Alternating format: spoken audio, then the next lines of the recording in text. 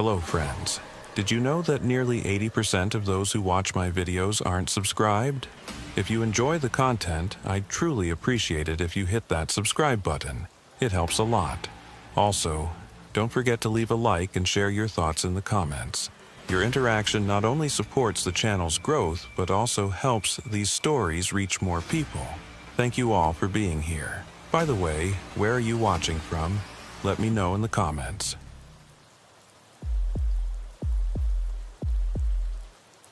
The archive room in the Cleveland field office smelled like dust and old paper. The kind of smell that settles into your clothes and follows you home. Special Agent Thaddeus Keene stood in the doorway, looking at rows of filing cabinets that stretched back into shadows the fluorescent lights couldn't quite reach.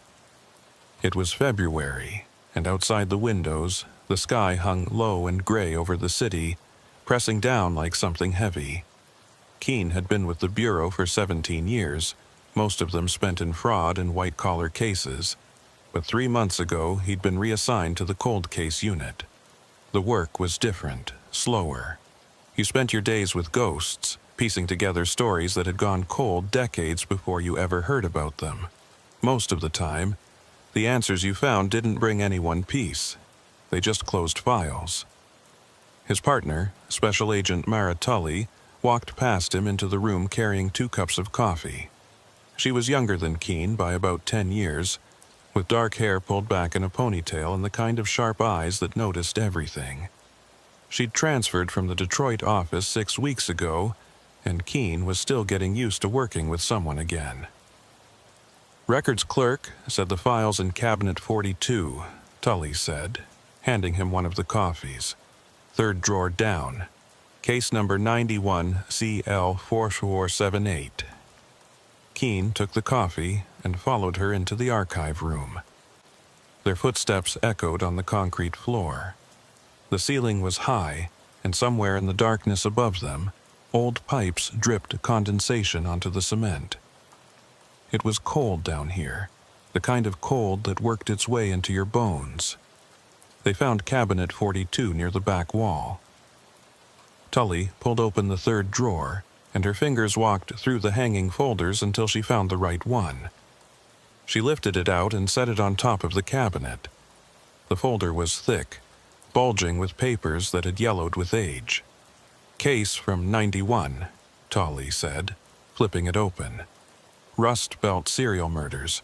3 victims over 18 months, all women in their 20s. Suspect was a machine operator at a steel plant in Youngstown. Name was Leonard Barch." Keene looked over her shoulder at the crime scene photos. Black and white images, grainy and faded. The victims had been found in abandoned industrial buildings, each one posed in the same way. The details were brutal, and Keene didn't let his eyes linger on them. "Barch confessed to all 3, Tully continued. Gave a full statement on tape. But before trial, he recanted everything. Said the confession was coerced. His public defender argued police misconduct and the case fell apart. Barch walked. And now someone's reopening it," Keene said. "DA's office got new DNA evidence," Tully said. "Technology's better now. They want to match it against the original confession tape. See if Barch mentioned details that only the killer would know. Physical evidence that matches what he said back then could corroborate the DNA and put him away." Keene nodded. It made sense. Cold cases got reopened all the time when new technology offered fresh angles. But there was something else, something Tully wasn't saying yet. "So, what's the problem?" Keene asked. Tully looked at him. "The problem is the tape's missing." The Cleveland field office had been built in 1978, a concrete block of a building with narrow windows and floors that seemed to go on forever. The evidence storage was in the basement, 3 floors below ground level, and that's where Keene and Tully went next. They took the elevator down, and when the doors opened, they were greeted by a records clerk named August Rook. Rook was in his 60s, a thin man with wire-rimmed glasses and a cardigan that had seen better days. He'd worked for the Bureau for over 30 years, most of it in records management. He was the kind of person who remembered where everything was supposed to be, even if it wasn't there anymore. "Agents," Rook said, nodding at them. He had a clipboard in one hand and a pen behind his ear. I pulled what I could find on the Barch case, followed the chain of custody back as far as the records go. "And?" Tully asked. "The confession tape was logged into evidence in November of 1991, Rook said. "Original cassette, standard microcassette format. It was stored here until 984, when it was checked out for the appeals hearing. After that, it should have been returned, but there's no record of it coming back." Keene frowned. "No record at all?" "Nothing," Rook said. "I went through the logs twice. The tape left in 94, and that's the last anyone wrote about it." They followed Rook through the storage area, past rows of metal shelving units loaded with boxes and evidence bags. Everything was labeled, cataloged, organized by case number and date. The air smelled like cardboard and plastic and something faintly chemical, like old adhesive breaking down. Rook stopped in front of a shelf and pointed to a box marked with the case number. "This is everything we have. Physical evidence from the crime scenes, photos, witness statements, but no tape." Tully lifted the box down and set it on a nearby table. She opened it and started going through the contents. Keene watched her work, his mind already trying to put the pieces together. A missing confession tape wasn't unusual by itself. Evidence got misplaced, misfiled, sometimes destroyed by accident. But something about this case felt off. "Who checked it out in 94? Keene asked. Rook consulted his clipboard. Assistant U.S. Attorney named Richard Kelso. He was handling Barch's appeal. But Kelso retired in 2003, moved to Florida. I called him yesterday and he said he returned the tape after the hearing. Remembers putting it back in the evidence envelope himself." "Then where did it go?" Tully said, not looking up from the box. Nobody answered. The three of them stood there in the fluorescent light, surrounded by shelves full of forgotten evidence, and the question hung in the air like smoke. Keene and Tully spent the rest of the afternoon going through the Barch file, reading old police reports and witness statements. The case was brutal in the way that old cases sometimes were. The details had a weight to them, a heaviness that settled in your chest and didn't leave. Leonard Barch had worked at the Youngstown steel plant for 12 years before the murders started. He was quiet, kept to himself, never caused any trouble. His co-workers described him as polite but distant, the kind of man you'd forget about as soon as he left the room. He lived alone in a small house on the east side of town, and nobody ever saw him with friends or family. The first victim was a waitress named Angela Drummond. She disappeared on a Saturday night in March of 1990 after finishing her shift at a diner on Market Street. Her body was found 3 days later in an abandoned factory building on the south side. She'd been strangled, posed on the floor with her hands crossed over her chest. There were no signs of sexual assault, no obvious motive. Just a young woman killed and left in the dark. The second victim was a college student named Marie Vickers. She vanished in August of the same year, taken from a parking lot near her apartment. Her body turned up in another abandoned building, posed the same way. Same cause of death, same lack of physical evidence. The police started connecting the cases, looking for patterns. The third victim was a grocery store clerk named Teresa Wick. October 1991. Same pattern, same method, same empty buildings. By that time, the Youngstown PD had formed a task force, and the FBI had been called in to assist. It was a big case, the kind that drew media attention and political pressure. Barch became a suspect after a witness reported seeing his car near the parking lot where Marie Vickers disappeared. Police brought him in for questioning, and after 8 hours in an interview room, he confessed to all 3 murders. He gave details that matched the crime scenes, details that hadn't been released to the public. He signed a written statement and sat for a recorded confession, his voice flat and emotionless as he described what he'd done. But then, 2 weeks later, he recanted. Said the police had threatened him, coerced him, kept him in that room until he said what they wanted to hear. His lawyer filed a motion to suppress the confession, and without it, the prosecution's case crumbled. No physical evidence, no witnesses, no confession. Barch walked out of the courthouse a free man. Keene closed the file and rubbed his eyes. It was after 6 in the evening and the office was mostly empty.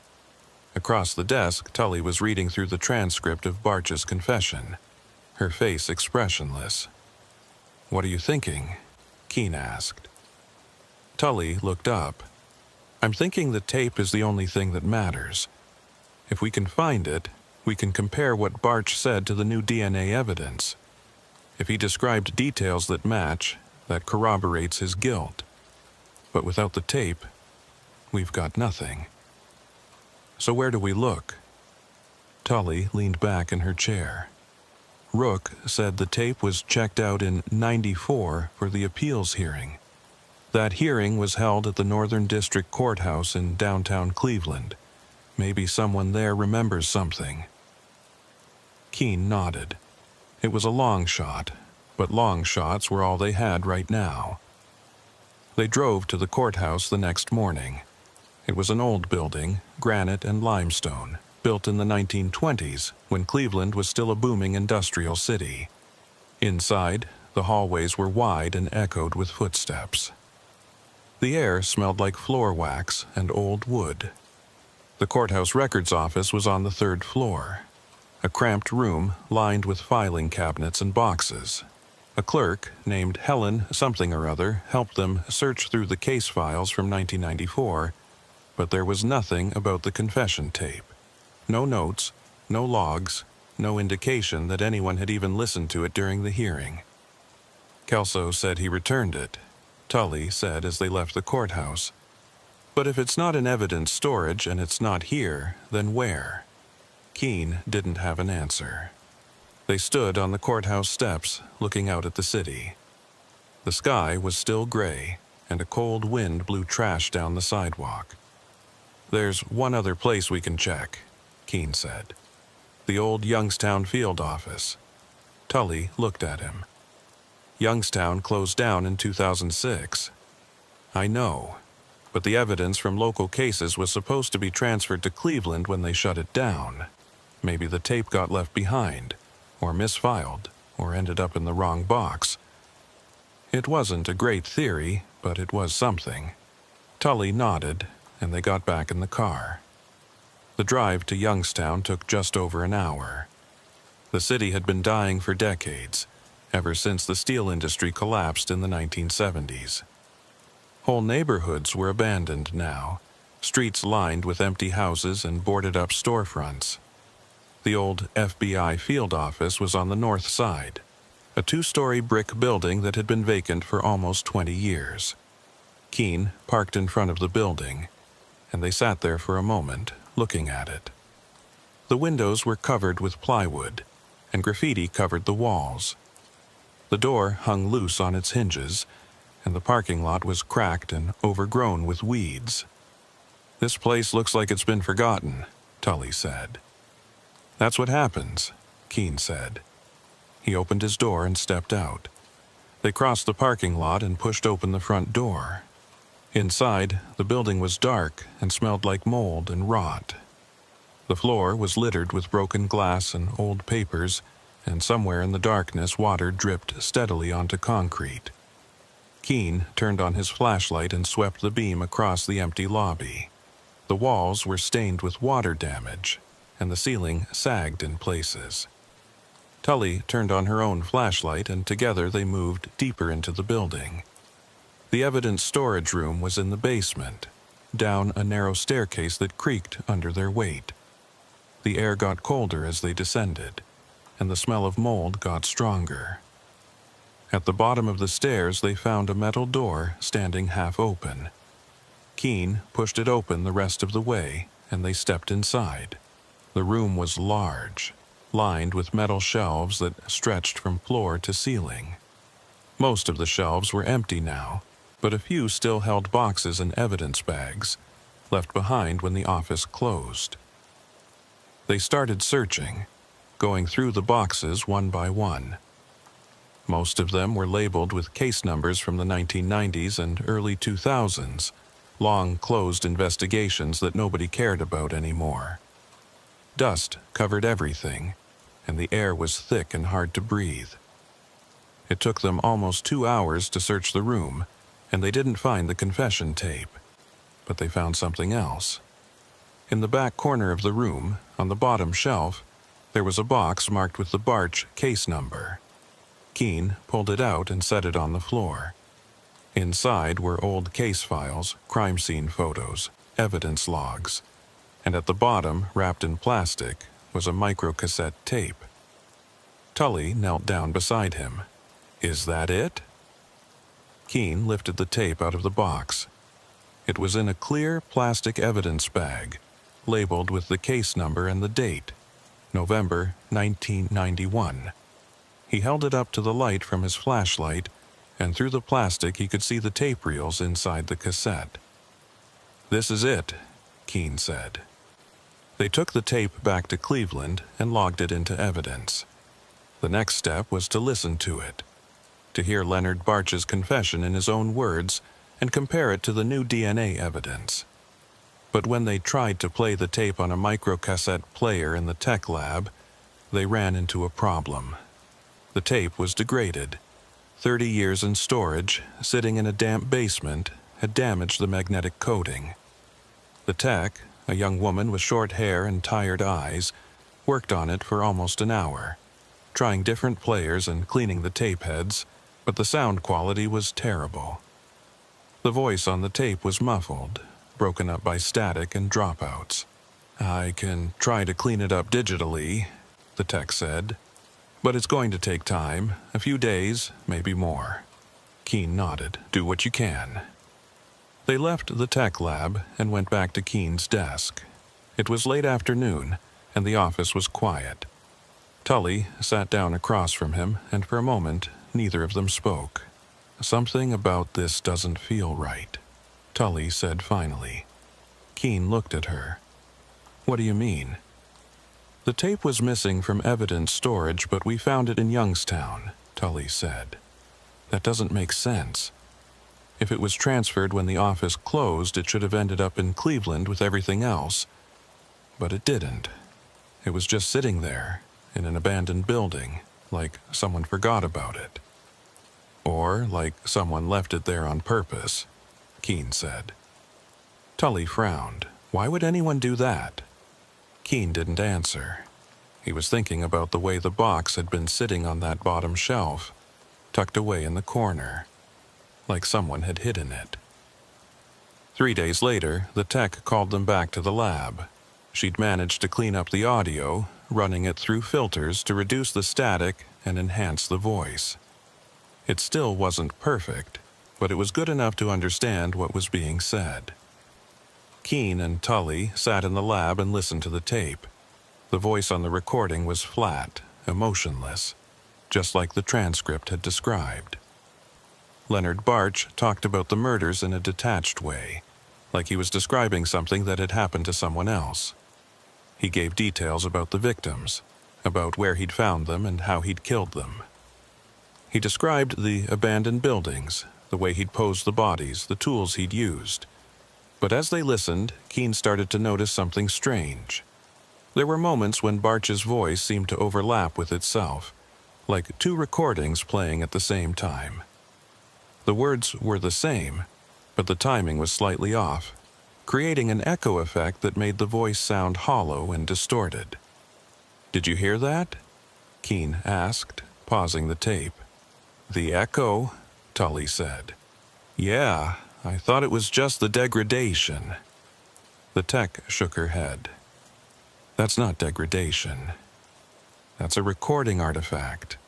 It happens when you record over an existing tape, or when you splice two recordings together." Keen and Tully looked at each other. "Someone edited this tape?" Tully asked. "Maybe," the tech said. "Or it could be a technical glitch from the original recording equipment. Hard to say without analyzing it more closely." They listened to the rest of the tape, and the echo effect appeared several more times, always in the same sections where Barch was describing specific details about the crimes. It was subtle, easy to miss if you weren't paying attention, but once Keen heard it, he couldn't unhear it. When the tape ended, Keen sat back in his chair and stared at the player. His mind was racing, trying to make sense of what he'd just heard. "If someone edited this tape," Tully said slowly, "that means the confession might not be authentic. Or it means someone added details that weren't in the original," Keen said. "Details that would make the confession more convincing." The tech looked uncomfortable.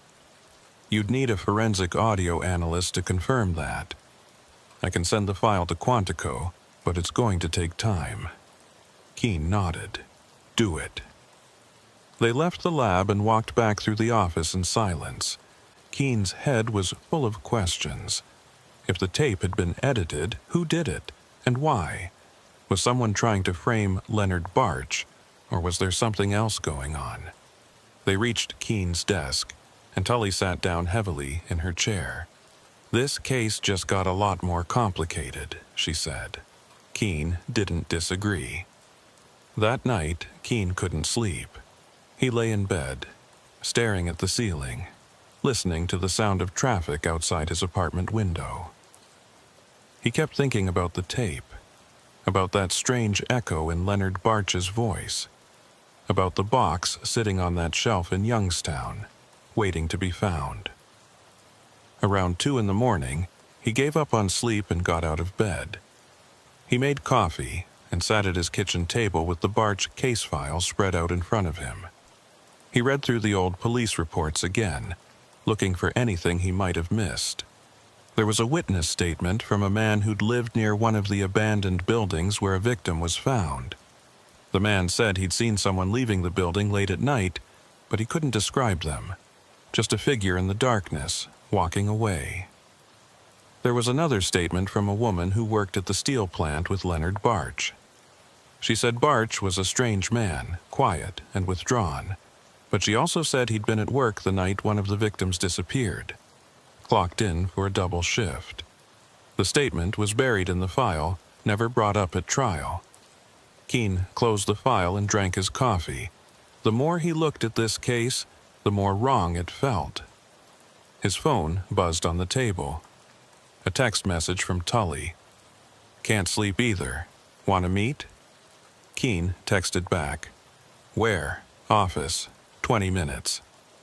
The Cleveland field office was different at night.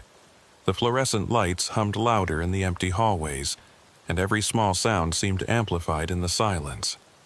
Keen met Tully in the cold case unit, a warren of desks and filing cabinets on the 4th floor. She was already there when he arrived, sitting at her desk with her laptop open and papers spread out around her. "Couldn't stop thinking about the tape," Tully said, as Keen sat down across from her. "That echo, the way his voice overlapped with itself." "Me neither," Keen said. He noticed she'd pulled up the audio file on her computer, the waveform displayed across the screen in jagged peaks and valleys. Tully pointed at the screen. "I've been going through it again, listening to the sections where the echo appears. It's always when Barch is describing specific details, the location of the bodies, the positioning, the timeline. Never during the general confession parts, just the details." Keen leaned forward, studying the waveform. Like someone wanted to make sure those details were clear. Make them stand out. Or make them up, Tully said quietly. They sat in silence for a moment, the implications of what she'd said settling over them like a weight. If the tape had been deliberately altered, if someone had added or changed Barch's words, then everything about the original case was suspect. The confession that had briefly put Barch away, The confession that had fallen apart on appeal might have been manufactured. "We need to talk to Barch," Keene said. Tully nodded. "I already looked him up. He's still in Youngstown. Still lives in the same house he had back in '91. "Tomorrow morning," Keene said, "we go talk to him." The drive to Youngstown the next day felt longer than it had before. The gray sky pressed down on them, and a light rain started to fall as they crossed into the city limits. Keene watched the street slide past the window, block after block of empty buildings and vacant lots. This place felt like a wound that had never healed. Leonard Barch's house was on the east side, a small ranch-style place with peeling paint and an overgrown yard. The gutters sagged, and one of the front windows was covered with plastic sheeting. An old pickup truck sat in the driveway, rusted and covered in grime. Keene and Tully got out of the car and walked up the cracked sidewalk to the front door. Keene knocked, and they waited. After a moment, they heard footsteps inside, slow and heavy. The door opened. Leonard Barch was in his 60s now, a thin man with gray hair and a lined face. He wore jeans and a flannel shirt, and his eyes were cautious as he looked at them through the screen door. "Mr. Barch?" Keene said, holding up his credentials. "Special Agent Keene, FBI. This is Special Agent Tully. We'd like to talk to you about your case from '91. Barch's expression didn't change. He stood there for a long moment, just looking at them, and then he pushed open the screen door. "Come in," he said. The inside of the house was cluttered and dim. The living room was filled with old furniture and stacks of newspapers, and the air smelled like cigarette smoke and something stale. Barch led them to a small kitchen table and gestured for them to sit. He remained standing, leaning against the counter with his arms crossed. "You're reopening the case," Barch said. It wasn't a question. "New evidence has come to light," Keene said carefully. "DNA evidence that wasn't available in '91. The district attorney wants to review your confession." Barch's jaw tightened. "I didn't kill those women." "You confessed to it," Tully said. "In detail." "I was in that room for 8 hours," Barch said, his voice hard. "No lawyer, no food, no water. They told me if I didn't confess, I'd get the death penalty. They said they'd make sure I never saw daylight again. So I told them what they wanted to hear." Keene pulled out a small digital recorder and set it on the table. "We found the original confession tape. We'd like you to listen to it." Barch stared at the recorder like it was a snake. "I don't need to hear it. I know what I said." "Please," Tully said. "It's important." After a long moment, Barch nodded. Keene pressed play. Leonard Barch's voice filled the small kitchen, flat and emotionless, describing the murders in clinical detail. Keene watched Barch's face as he listened. The man's expression was hard to read. His eyes fixed on the recorder, his jaw clenched. Then the echo started.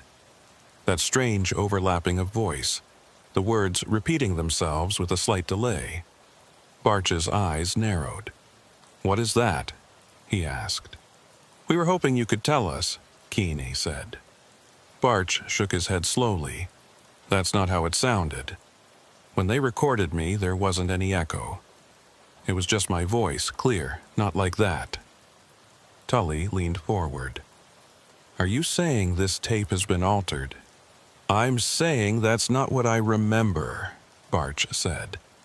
"And some of those details, the way the voice is describing the locations, the positioning of the bodies, I never said it like that. They told me what to say, where the bodies were found, how they were posed. I repeated it back, but not like that, not with all those specifics." Keene and Tully exchanged glances. "What do you mean?" Keene asked. "I mean, they fed me information," Barch said. detective named Hargrove. He'd describe a crime scene, tell me what they found, and then he'd turn on the recorder and tell me to say it. But some of what's on that tape I never said. Or I said it different. Keene felt a chill run through him. Are you telling us the police fabricated parts of your confession? I'm telling you I was coerced, Barch said. And now you're playing me a tape that doesn't even sound right, asking me about murders I didn't commit. So, yeah, maybe someone messed with it. I wouldn't put anything past them. They talked with Barch for another hour, going through his story step by step. He maintained his innocence, insisting that the confession had been forced. He described the interrogation in detail.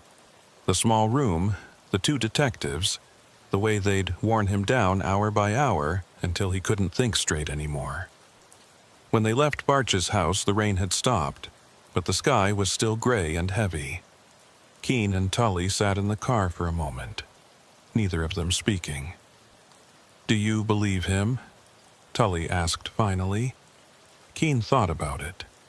I don't know, but I believe something's wrong with that tape. They drove back to Cleveland in silence, both of them lost in their own thoughts. When they got back to the office, there was a message waiting from the forensic audio analyst at Quantico. Keene called him back immediately. The analyst's name was Dr. Marcus Finley, and he'd been examining the confession tape for the past 3 days. His voice on the phone was measured and professional. The tape has definitely been altered, Finley said without preamble. There are clear signs of splicing and overdubbing. Someone recorded new audio and layered it over the original confession. Keene felt his stomach drop. How much of it was altered? Hard to say for certain without the original to compare against, Finley said. But I'd estimate at least 30%. The sections describing specific crime scene details show the most obvious signs of manipulation. The voice is the same, or very close to it, but the words were recorded at a different time, probably in a different room. Is it possible to separate the original from the added material? Tully asked. She'd leaned in close to listen. I can try, Finley said, but the quality is poor, and the edits were done a long time ago. The best I can probably do is identify which sections were added, but I can't guarantee I can recover what was originally said. Keene thanked him and hung up. He sat back in his chair and stared at the ceiling. A fabricated confession. Evidence tampering. This case was turning into something much bigger than a simple cold case review. We need to find out who had access to that tape, Tully said. Who could have edited it and why? Keene nodded. Let's start with the Youngstown PD. Find out who worked on the original case. It took them 2 days to track down the lead detective from the N1 investigation. His name was Raymond Hargrove, the same detective Barch had mentioned. Hargrove had retired from the force in 2005 and now lived in a suburb south of Cleveland. When Keene called him, Hargrove agreed to meet them at a diner near his home. The diner was one of those old-fashioned places with red vinyl booths and a long counter. Hargrove was already there when they arrived, sitting in a booth near the back. He was in his 70s now, a heavy-set man with white hair and a weathered face. He stood when he saw them, shaking their hands with a firm grip. "Agents," Hargrove said as they sat down. "I heard you were asking about the Barch case. That was a long time ago. We're reviewing the confession," Keene said. "Some questions have come up about the evidence." Hargrove's expression darkened. "Questions? What kind of questions?" "The confession tape," Tully said. "It appears to have been tampered with, edited." Hargrove stared at her. "That's impossible. That tape was locked in evidence the whole time. Nobody touched it except during the trial and appeals." "Someone touched it," Keene said. "A forensic analyst confirmed it. Parts of the confession were recorded at different times and spliced together." For a long moment, Hargrove didn't say anything. He just sat there, his hands flat on the table, his face unreadable. Then he shook his head slowly. "I don't know anything about that," he said. "When I interrogated Barch, I followed procedure. Everything was by the book. If something happened to that tape after it left my hands, that's not on me." "Who else had access to it?" Tully asked. "The evidence techs, the prosecutor's office, the court clerks during the trial," Hargrove said. "Could have been anyone." Keene leaned forward. "Detective Hargrove, Leonard Barch claims you fed him details during the interrogation, that you told him what to say and then recorded it." Hargrove's eyes narrowed. "Barch is a liar. He killed 3 women, and when he got caught, he tried to weasel out of it by claiming coercion. The jury didn't buy it, and neither should you." "The jury never heard the tape," Keene said. "It was suppressed because of questions about the interrogation methods. And now we know the tape was altered, so maybe Barch was telling the truth." Hargrove stood up abruptly, his chair scraping against the floor. "I spent 30 years on the force. I put bad people away. I don't need some cold case agent questioning my integrity based on a tape that got corrupted over 3 decades. He threw a few bills on the table and walked out without another word. Keene and Tully sat there, watching him go. "He's hiding something," Tully said. "Yeah," Keene said, "but what?" They spent the next week digging deeper. They interviewed other officers who'd worked on the Barch case, but most of them were retired or dead. The few they found didn't remember much about the confession tape. It had been just another piece of evidence in just another case. They pulled the records from the evidence room, trying to trace the chain of custody. The tape had been checked out multiple times over the years, for the trial, for the appeals hearing, for reviews by various attorneys and investigators. Each time, it had been logged out and logged back in, but the logs didn't say anything about the condition of the tape or whether anyone had listened to it. One name kept appearing in the logs: Assistant U.S. Attorney Richard Kelso, the prosecutor who'd handled the appeals. Keene tried calling him again in Florida, but Kelso didn't answer. After several attempts, Keene left a detailed message explaining about the altered tape and asking Kelso to call back. He never did. Meanwhile, Finley at Quantico continued analyzing the tape. He sent them a preliminary report identifying 17 separate instances where the audio had been spliced or overdubbed.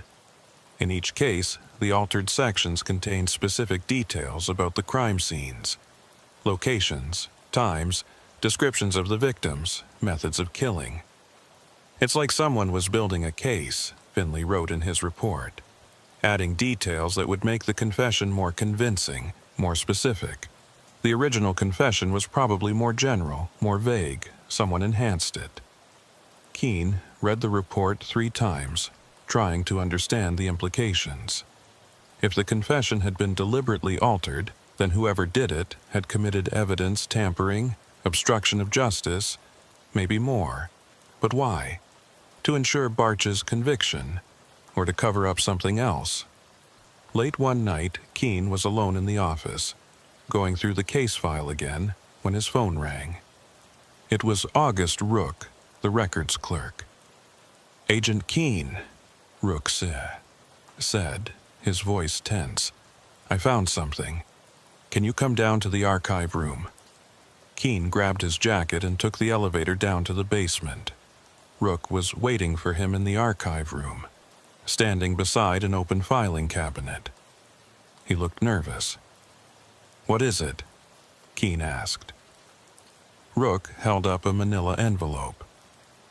"I was doing a complete inventory of the Barch evidence, going through everything we have, and I found this. It was misfiled, stuck in with a different case from the same year." Keene took the envelope. It was labeled with the Barch case number and dated November 1991. Inside was a microcassette tape. "Another tape?" Keen said. I think it's the original, Rook said. The real confession, before it was altered. Keen stared at the tape in his hand. How can you be sure? I can't, Rook said. But look at the labeling. It's different from the other tape. Older ink, different handwriting. And it was filed separately, like someone wanted to keep it away from the rest of the evidence. Keen felt his heart beating faster. We need to listen to this. They went to the tech lab, and Rook loaded the tape into a player. The sound quality was worse than the first tape, more degraded, but the voice was unmistakably Leonard Barch's. Keen and Rook listened in silence as the confession played, but this version was different. Barch's voice was hesitant, uncertain. He stumbled over his words, contradicted himself, asked questions. The detectives' voices were audible in the background, prompting him, correcting him, feeding him information. No, that's not right, one of the voices said. She was found in the factory on Sheffield Avenue, not Polk. Try again. Barch's voice. Okay. She was found in the factory on Sheffield. And how was she positioned? I don't remember exactly. Her hands were crossed over her chest. You did that, remember? A long pause, then Barch's voice quieter. Yeah. Her hands were crossed. Keen felt sick. This was a coached confession, step by step. The detectives were telling Barch what to say, and he was repeating it back to them. There was nothing voluntary about it. The tape ran for 45 minutes. By the end, Keen understood what had happened. The original interrogation had produced a confession, but it was weak, full of uncertainties and contradictions. Someone had taken that original tape and created a new version, editing out the detective's prompts, adding clearer statements, making it sound like Barch had confessed freely and with full knowledge of the crimes. When the tape ended, Keen and Rook sat in silence. The implications were staggering. This changes everything, Rook said quietly. Keen nodded. Leonard Barch didn't confess. He was coerced, and then the confession was fabricated to make it look legitimate. What are you going to do? Keen thought about it. I'm going to find out who altered that tape, and I'm going to prove that Barch was innocent. But even as he said it, Keen felt a creeping unease. Because there was still one question that hadn't been answered. If Barch didn't kill those women, then who did? Over the next few days, Keen and Tully worked to compare the two tapes. They brought in Finley from Quantico to analyze both versions side by side. His conclusion was unequivocal. The second tape they'd found was the original, and the first tape had been created by editing and enhancing that original to produce a more convincing confession. Whoever did this had technical skill, Finley said. This was professional work, not something you do with consumer equipment. They had access to audio editing tools, probably in a forensics lab or similar facility. That narrowed the suspects considerably. Not many people had that kind of access in 1991. Keen and Tully started building a list. Evidence technicians, prosecutors, defense attorneys, court officials. Anyone who could have had access to the tape and the equipment to alter it. They focused on the Youngstown PD evidence room first. In '91, the department had 2 evidence technicians on staff. One of them had died in 2010, but the other, a woman named Diane Suker, was still alive and living in Cleveland. Keen and Tully went to see her. Diane Sucher was in her late 50s, a retired police officer who now worked as a security consultant. She invited them into her home office, a small room with a desk and walls covered in certifications and commendations. "The Barch case," Suker said when they explained why they were there. "I remember it. That was a nightmare." "Why?" Tully asked. Because everyone knew the confession was hinky, Suture said. Hargrove and his partner, they leaned on Barch hard. Too hard. And when the tape came out, it sounded off, but nobody wanted to say anything. The case was high profile, and the department needed a win. "Did you handle the confession tape?" Keene asked. Suture nodded. "I logged it into evidence, but after that, it left the building for the trial. When it came back, it went straight into storage. I never listened to it." "Did anyone else have access to the evidence room?" Tully asked. Suture hesitated. "There was one guy, senior investigator named Paul Grimes. He used to come in after hours sometimes, said he was reviewing evidence for cases he was working. I always thought it was weird, but he had clearance." Keene felt a spark of recognition. Paul Grimes. Was he involved in the Barch investigation? "Not officially," Sucker said.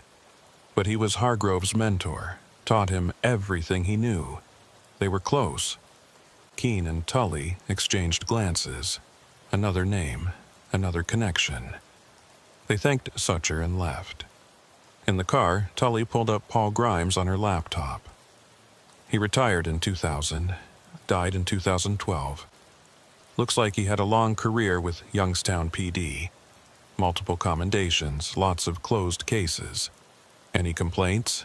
Keene asked. Tully scrolled through the records. A few, mostly about aggressive interrogation tactics, nothing that stuck. Keene drummed his fingers on the steering wheel. If Grimes had access to the evidence room and he knew audio editing, he could have altered the tape. But why? "To protect Hargrove," Tully said.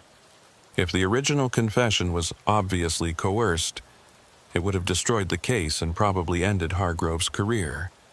But if they cleaned it up, made it look legitimate, they could get the conviction." It made sense, but proving it would be difficult. Grimes was dead, and any evidence of what he'd done would have been destroyed long ago. Unless they could find something in the old files, some record or note that connected him to the tape. They spent the next 2 days at the Youngstown PD, going through old evidence logs and case files. It was tedious work, reading through decades-old paperwork, looking for any mention of Paul Grimes or the Barch confession tape. On the 3rd day, they found it. A single entry in an evidence log from December 1 month after Barch's confession. The tape had been checked out for audio enhancement and signed out by Paul Grimes. Keene stared at the entry, his pulse quickening. This was it. Proof that Grimes had taken the tape, that he'd had the opportunity to alter it. But the log also showed that the tape had been returned the next day. And there was a note in Grimes' handwriting. "Audio restored and clarified, ready for trial." "That's a confession," Tully said, reading over Keene's shoulder. "He's admitting he altered it." "But calling it restoration," Keene said. "Like he was just cleaning up the audio, not changing the content." They made copies of the log and returned to Cleveland. That night, Keene couldn't sleep again. He kept thinking about Paul Grimes, about Hargrove, about Leonard Barch sitting in that interrogation room, exhausted and afraid, saying whatever they wanted him to say. And he thought about the 3 women who'd been killed: Angela Drummond, Marie Vickers, Teresa Wick. If Barch hadn't murdered them, then their killer was still out there. Had been out there for over 30 years. The next morning, Keene got a call from Finley at Quantico. "I finished analyzing both tapes," Finley said. "And I found something else. On the original tape, there's a section where Barch is describing the first victim. He says she was found in a building on Polk Street. But the victim was actually found on Sheffield Avenue." "We heard that on the tape," Keene said. "Right, but here's the thing. There was a murder on Polk Street. Different victim, different case. Unsolved homicide from 1989. Woman named Rita Caldwell. She was found in an abandoned building, strangled. Posed the same way as the 3 victims attributed to Barch." Keene felt the room tilt. "You're saying there was a fourth victim?" "Or a first victim," Finley said. "The Caldwell murder was never connected to the other three. Different jurisdiction, different detectives, but the M.O. matches perfectly." Keene pulled up the Caldwell case file on his computer while Finley talked. Rita Caldwell, age 26, waitress, found dead in an empty warehouse on Polk Street in August 1989. Strangled, hands crossed over her chest, no signs of sexual assault. The case had gone cold within weeks. "If Barch was confessing," Keene said slowly, "maybe he got confused. Mixed up the victims and locations. Said Polk Street instead of Sheffield because he was thinking of Caldwell. Or because the detectives fed him the wrong information," Finley said. "Either way, this suggests the real killer murdered at least 4 women, not 3. And Barch only confessed to 3. After the call, Keene sat at his desk, staring at the file photo of Rita Caldwell. She looked young, smiling in the picture. Another life cut short. Another unsolved murder. He called Tully over and explained what Finley had found. She listened, her expression growing darker. "So, if Barch is innocent," Tully said, "then we're looking for a serial killer who's been free for over 30 years, who killed at least 4 women, maybe more, and who let Leonard Barch take the fall," Keene said. They sat in silence for a moment. Then Tully asked the question Keene had been afraid to voice. "Do you think Hargrove knew?" Keene thought about the detective's face in the diner, the way he'd reacted when they mentioned the altered tape. "I think he knew the confession was coerced. I think he and Grimes decided to clean it up, make it stick. But whether he knew Barch was innocent, I don't know." "We need to talk to him again," Tully said. But when they tried calling Hargrove, his phone went straight to voicemail. They drove to his house, but nobody answered the door. His neighbor said she hadn't seen him in 2 days, which was unusual. Hargrove rarely left his house. Keene felt a knot of anxiety forming in his stomach. Something was wrong. They were about to leave when Keene's phone rang. It was the Youngstown PD. A detective named Morales, someone Keene had talked to during the investigation. "Agent Keene," Morales said, his voice tight. "We've got a situation. Raymond Hargrove is here at the station. He walked in an hour ago and confessed to evidence tampering in the Barch case." Keene's mind reeled. What did he say? "He said he and Paul Grimes altered the confession tape in 1991, Morales said. "Said they knew the original confession was coerced, so they cleaned it up, made it sound better. He's asking to speak with you." Keene and Tully were back in Youngstown within the hour. Hargrove was sitting in an interview room, looking 20 years older than he had at the diner. His hands shook as he drank water from a paper cup. When Keene and Tully entered, Hargrove looked up at them with hollow eyes. "I couldn't let it go," Hargrove said. "Not after you told me the tape was altered. I kept thinking about it, about what we did. Grimes said it was the right thing. Said we were just clarifying the confession, making sure the truth came out. But it wasn't the truth, was it?" "No," Keene said quietly. "It wasn't." Hargrove put his face in his hands. "We were so sure Barch did it. He fit the profile, he had opportunity. And when he confessed, even if we had to push him, I believed he was guilty. So when Grimes suggested cleaning up the tape, I went along with it. I thought we were doing the right thing." "Did you kill those women?" Tully asked. Hargrove's head snapped up. "What? No. God, no. I'm a lot of things, but I'm not a murderer." "Then who did?" Keene asked. Hargrove shook his head helplessly. "I don't know. After the case fell apart, after Barch was released, I tried to keep investigating. But there were no other suspects, no new leads. The case just died. What about Rita Caldwell? Keene asked. The victim from 1989 on Polk Street. Hargrove frowned. I don't know that name. She was murdered before the others, Keene said.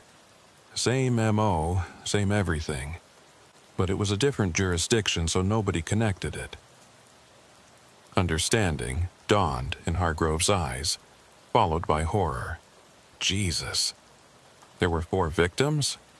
At least, Tully said. Hargrove stood up abruptly, pacing the small room. I put an innocent man through hell. I destroyed his life, and the real killer got away. Nobody said anything. There was nothing to say. The news of Hargrove's confession spread quickly through law enforcement circles. Within days, the district attorney's office announced they were dropping all charges related to the Barch case and opening an investigation into evidence tampering and prosecutorial misconduct. Leonard Barch, who had lived under a cloud of suspicion for over 30 years, was finally officially cleared. But for Keene and Tully, the work was just beginning. They now had 4 unsolved murders spanning from 1989 to 91, and no viable suspects. The real killer had been walking free all this time, and the trail was ice cold. They set up a workspace in the cold case unit, covering one wall with photos of the 4 victims: Rita Caldwell, Angela Drummond, Marie Vickers, and Teresa Wick. 4 young women, all between 23 and 28 years old. All strangled, all posed the same way, all found in abandoned buildings in the Youngstown area. We need to start from scratch, Keene said, standing in front of the wall. Forget everything from the original investigation. Assume Barch had nothing to do with it. Tully was at her desk, going through the original case files on her laptop. The victims had no obvious connection to each other. Different jobs, different neighborhoods, different social circles. The only commonality is geography. They all lived and worked within a 5-mile radius. And they were all taken in the evening or at night, Keene added. Grabbed from parking lots or walking alone. Quick, opportunistic abductions. Which suggests someone familiar with the area, Tully said. Someone who knew the neighborhoods, knew where people would be vulnerable. Keene nodded. They'd been through this type of analysis before. Serial killers often operated in areas they knew well, places where they felt comfortable and could move without drawing attention. The Youngstown murders fit that pattern. Let's look at everyone who was involved in the original investigation, Keene said. Officers, forensic techs, witnesses, anyone who would have had detailed knowledge of the crime scenes. It was a grim thought, the idea that the killer might have been hiding in plain sight, possibly even involved in the investigation. But Keene had worked enough cases to know that it happened more often than people wanted to believe. They spent the next week re-interviewing everyone they could find from the original case. Most of the detectives were retired or dead, but a few were still around. None of them had anything new to offer. The investigation had focused so completely on Barch that other angles had been ignored. One afternoon, Keene received a call from Dr. Finley at Quantico. "I've been doing more analysis on those tapes," Finley said, "and I found something interesting in the background noise." "What kind of something?" Keene asked. "On the altered tape, the one that was edited, there's ambient sound in the background during the overdubbed sections. Very faint, almost imperceptible, but I isolated it and enhanced it. And it's mechanical noise, rhythmic, regular. It sounds like industrial machinery, a pump or compressor maybe. Whatever it is, it was running in the background when they recorded the fake confession segments." Keene felt a tingle of excitement. "Can you identify what kind of machinery?"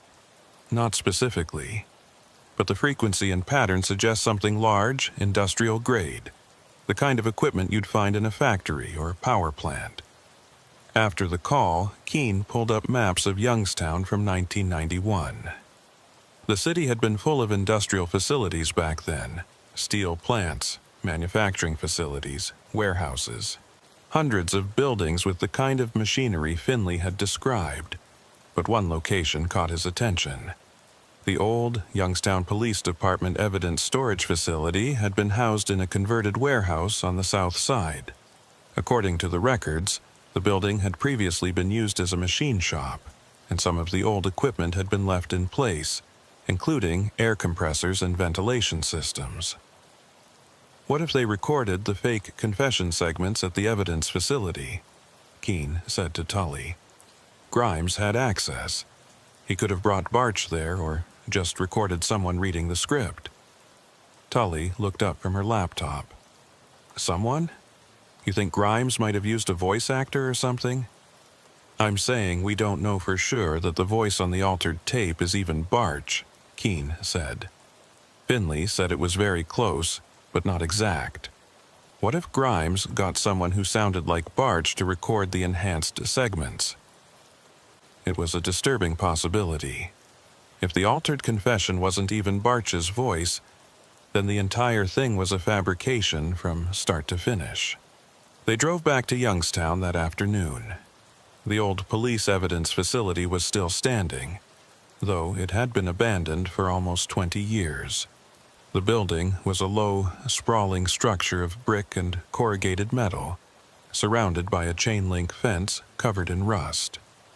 Keene and Tully climbed through a gap in the fence and approached the building. The main entrance was padlocked, but one of the side doors had been pried open, probably by vagrants or metal scavengers. They pushed through and stepped inside. The interior was dim and smelled like mold and motor oil. Shafts of dusty light came through holes in the roof, illuminating a vast open space filled with old machinery and equipment. Along one wall were rows of metal shelving units, empty now, where evidence had once been stored. Their flashlights swept across the space. In the far corner, they could see what looked like an old recording setup. A table with a cassette recorder still sitting on it, connected to a microphone by a frayed cable. Beside it was a chair and an industrial work lamp. Keene walked over to the table, his footsteps echoing in the empty building. The recorder was old, covered in dust, but it looked like it had been used relatively recently. He picked it up carefully and examined it. This could be where they made the recordings, Keene said. Tully was looking around the room, her flashlight beam moving across the walls. There's something else here, she said. Keene walked over to where she was standing. She was pointing at a door on the far wall, partially hidden behind a shelving unit. The door was metal, painted gray, with a small window at eye level. They moved the shelving unit aside and tried the door. It was locked, but the lock was old and rusted. Keene put his shoulder into it, and the door groaned open. Behind it was a small room, maybe 10 feet by 10 feet. The walls were cinder block, painted white but stained with age and moisture. In the center of the room was a metal chair bolted to the floor. On the walls were old maps of Youngstown, covered with marks and notations in faded ink. Keene felt his skin crawl. This wasn't just a storage room. It looked like an interrogation space or something worse. Tully was examining the maps. These are marked with locations, she said. Streets, buildings, dates. Keene moved closer. The marks were color-coded: red, blue, green. Some of the locations he recognized immediately. Sheffield Avenue, where Angela Drummond's body had been found. Market Street near the diner where she worked. The parking lot where Marie Vickers disappeared. This is a kill map, Keene said quietly.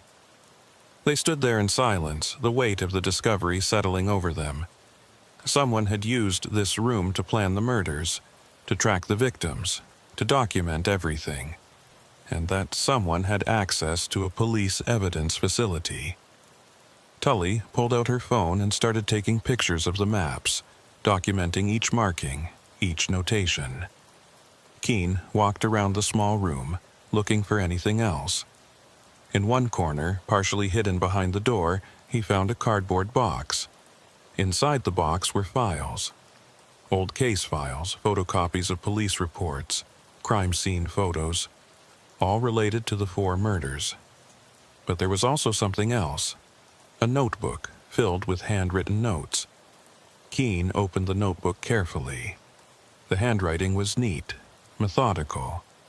It appeared to be a journal of some kind with entries dated from 1989 to 1992. He started reading, and what he found made his blood run cold. The entries described surveillance of the victims, detailed observations of their routines, where they went, who they talked to. The writer had been watching them for weeks, sometimes months, before they were killed, learning their patterns, planning the abductions. But the most disturbing part was the tone. The entries were clinical, detached, like someone taking notes on an experiment. There was no emotion, no remorse, just cold, calculated observation. "Tully," Keene said, his voice tight. "You need to see this." She came over, and he showed her the notebook. As she read, her expression grew darker. "This is a serial killer's journal," she said. Keene nodded, and whoever wrote it had access to this facility, had access to police files, crime scene information, everything. They bagged the notebook and the files as evidence, then spent another hour searching the room. They found a few other items: old coffee cups, cigarette butts, a jacket hanging on a hook behind the door. Everything was covered in dust, untouched for years. As they were leaving, Tully stopped in the doorway and looked back at the small room. "Someone used this place as their base," she said. "Planned 4 murders from here, maybe more, and then just walked away. Or got scared off when Barch was arrested," Keene said. "Maybe they figured they'd gotten lucky, that someone else was taking the blame. So they stopped. Or they just moved somewhere else," Tully said quietly. It was a thought that neither of them wanted to dwell on. Back at the Cleveland office, they turned the evidence over to the forensic lab. The notebook would be analyzed for fingerprints, DNA, anything that could identify the writer. The cigarette butts and coffee cups would be tested as well. It was a long shot after so many years, but it was all they had. While they waited for the lab results, Keene and Tully continued to dig into the backgrounds of everyone involved in the original investigation. They were looking for someone with access to the evidence facility, someone who would have known about the maps and the room. 3 days later, they got a hit. The DNA from one of the cigarette butts matched a profile in the FBI database. The match was to a man named Vincent Mayhew, a former evidence technician with the Youngstown PD. Keene pulled up Mayhew's file. He had worked for the department from 1987 to 93, handling evidence storage and chain of custody. He'd had full access to the evidence facility, including keys to all the rooms. In 93, he'd been quietly let go after an internal investigation found inconsistencies in evidence logs, but no charges had been filed. After leaving the police department, Mayhew had moved around, working security jobs and private investigation gigs. Currently, according to the records, he was living in Pittsburgh, working as a night watchman at a commercial property. "This is our guy," Tully said, staring at Mayhew's photo on the screen. He was in his 60s now, a thin man with gray hair and cold eyes. "Maybe," Keene said cautiously, "but we need to be sure." They brought the case to the U.S. Attorney's Office and got authorization for surveillance.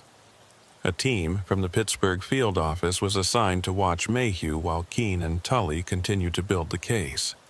The forensic analysis of the notebook was inconclusive. The paper was too old, handled by too many people over the years.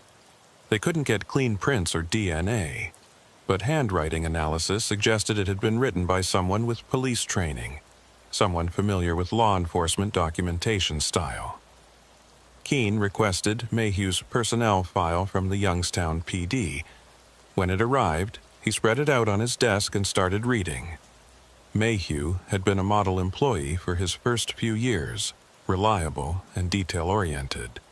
But starting in 1990, there were notes about behavioral changes. He'd become withdrawn, started missing shifts, been caught sleeping on the job. There was also a note from a supervisor about Mayhew spending excessive time in the old evidence warehouse, even when he wasn't on duty. When questioned about it, Mayhew had said he was organizing old case files. Nobody had thought much of it at the time. But now, knowing what they knew about the room in that warehouse, the timeline made Keen's skin crawl. Mayhew had been spending time there right when the murders were happening, right when someone was using that room to plan and document the killings. "We need to talk to him," Keen said to Tully. "Bring him in, see if he'll talk." They coordinated with the Pittsburgh office, and 2 days later they picked up Vincent Mayhew at his apartment. He didn't resist, didn't ask for a lawyer. He just sat in the back of the car, silent, as they drove him to the federal building. In the interview room, Mayhew sat with his hands folded on the table, his expression blank. Keen and Tully sat across from him, a folder of evidence between them. "Mr. Mayhew," Keen began, "we'd like to talk to you about your time with the Youngstown Police Department." Mayhew nodded slowly. "That was a long time ago.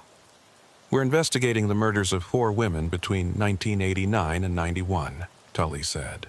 Angela Drummond, Marie Vickers, Teresa Wick, and Rita Caldwell. "I remember those cases," Mayhew said. His voice was flat, emotionless. "They arrested someone for those. Leonard Barch. Barch was innocent," Keen said. "The confession was fabricated. He didn't kill those women." Mayhew's expression didn't change. "Then who did?" "We were hoping you could tell us," Tully said. For a long moment, Mayhew just stared at them. Then he leaned back in his chair and crossed his arms.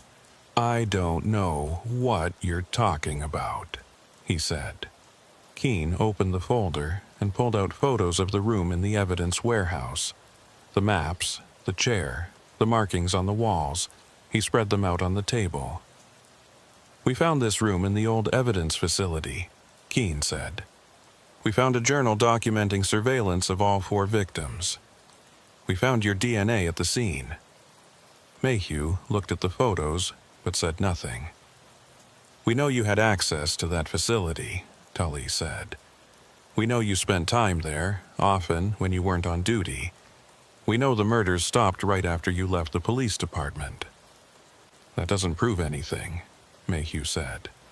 "Then help us understand," Keen said, leaning forward.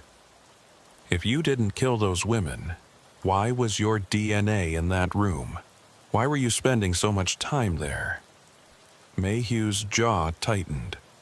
For the first time, something flickered in his eyes. Not fear, not guilt, something else, something cold. "I want a lawyer," he said. The interview ended there. Mayhew was placed in federal custody pending formal charges. The U.S. Attorney's Office was confident they had enough for an indictment, but Keen knew it would be a difficult case. The evidence was old, circumstantial. A good defense attorney could create reasonable doubt, but at least they had someone in custody. At least the investigation was moving forward. 2 weeks later, something happened that changed everything. Keen was at his desk reviewing the case file for what felt like the 100th time when his phone rang. It was a detective from the Pittsburgh PD. "Agent Keen," the detective said, "we've got a situation. A body was found this morning in an abandoned building on the south side. Young woman, strangled, posed with her hands crossed over her chest." Keen felt his stomach drop. "When?" "Coroner estimates time of death at around midnight last night." Keen checked the date. Vincent Mayhew had been in federal custody for the past 2 weeks. There was no way he could have committed this murder. "I'll be there in 3 hours," Keen said. The drive to Pittsburgh was the longest of Keen's life. Beside him, Tully sat in silence, both of them trying to process what this meant. If someone had been killed with the same MO while Mayhew was in custody, then either Mayhew wasn't the killer, or there was a partner they didn't know about. The crime scene was in an industrial area on Pittsburgh's south side, not far from where Mayhew lived. The building was an old warehouse, empty for years. Inside, police had set up lights and cordoned off the area where the body had been found. The victim was a woman in her mid-20s, dressed in jeans and a jacket. She'd been strangled, and her hands were crossed over her chest. The similarities to the Youngstown murders were unmistakable. Keen and Tully spent hours at the scene, documenting everything, talking to the forensic team. There were no obvious signs of struggle, no defensive wounds. The killer had taken her somewhere else, killed her, and brought her here to pose her. "This doesn't make sense," Tully said as they left the building. "Mayhew's been locked up. He couldn't have done this. Unless he's not working alone," Keen said. But that theory fell apart when the forensic team found DNA at the scene. It wasn't Mayhew's eyes, it was someone else's. Someone who wasn't in any database. Over the next few days, the investigation fractured into two parallel tracks. Mayhew remained in custody, charged with the 4 Youngstown murders. But the new murder in Pittsburgh was being treated as a separate case, possibly a copycat. Keen didn't believe in coincidences. The MO was too specific, too exact. This wasn't someone copying details from old news reports. This was someone who knew exactly how the original murders had been committed, someone who had access to information that had never been made public. He went back to the evidence warehouse in Youngstown, back to that small room with the maps. He stood there alone, trying to understand, trying to piece together what he was missing. On one of the maps, he noticed something he hadn't seen before. A marking in the corner, faded with age. It wasn't a location or a date. It was a name, written in small letters. PG. Keen pulled out his phone and called Tully. "The map's in the evidence room. There's a notation. The initials PG. Paul Grimes," Tully said immediately. Keen felt a chill run through him. Grimes had access to the evidence facility. He was the one who altered Barch's confession tape. What if he was involved in more than just tampering with evidence? "You think Grimes was the killer?" "I think it's possible," Keen said. "And if he had a partner, someone who's still out there..." He didn't finish the sentence. He didn't need to.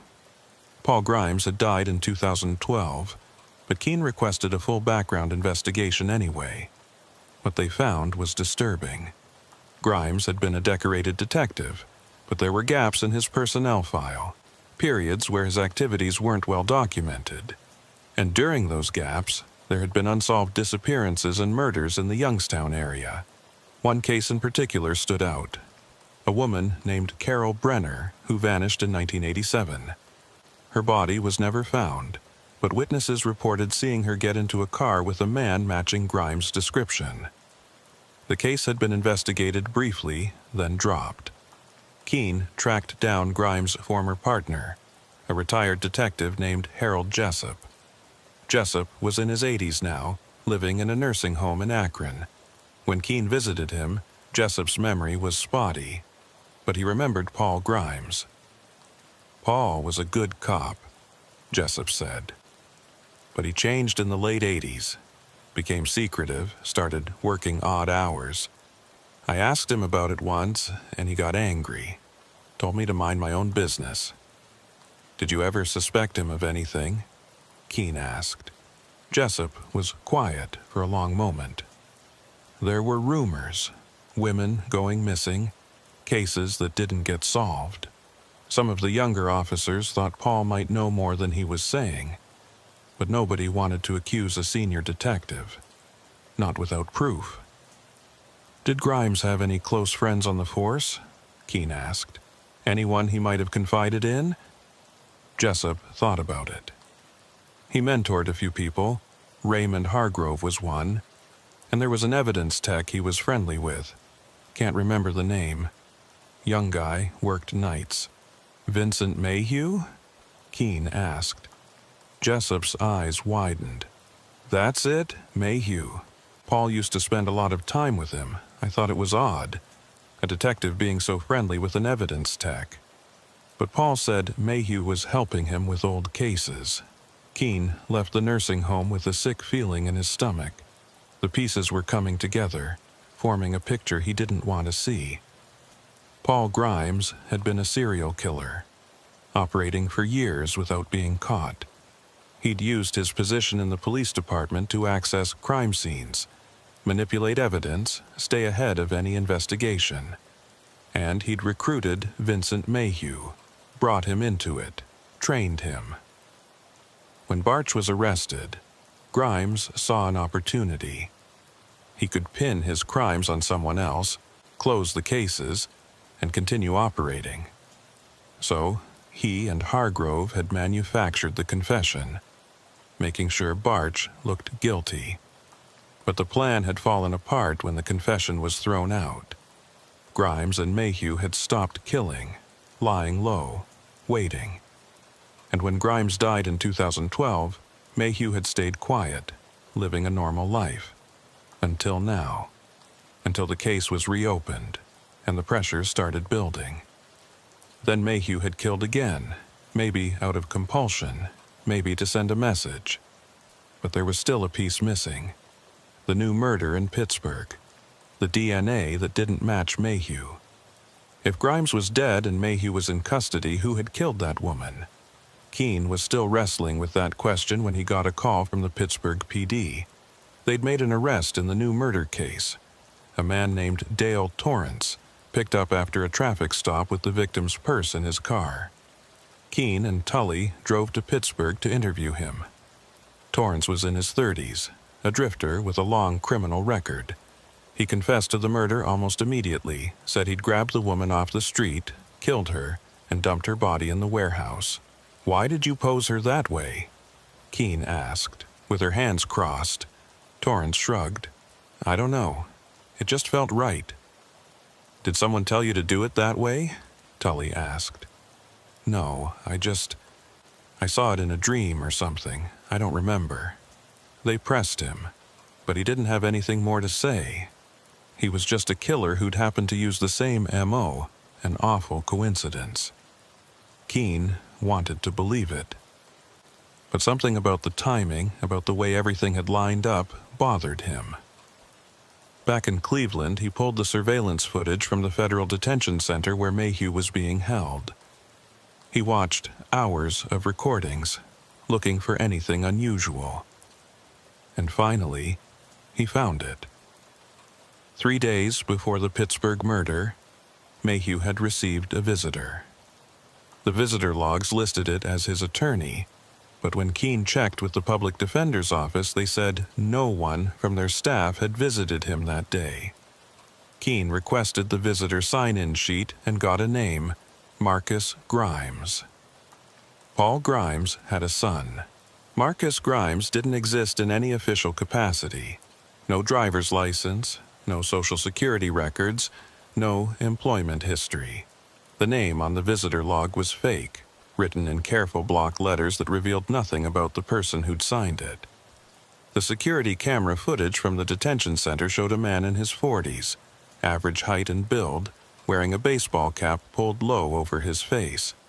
He'd kept his head down the entire time, never looking directly at the cameras.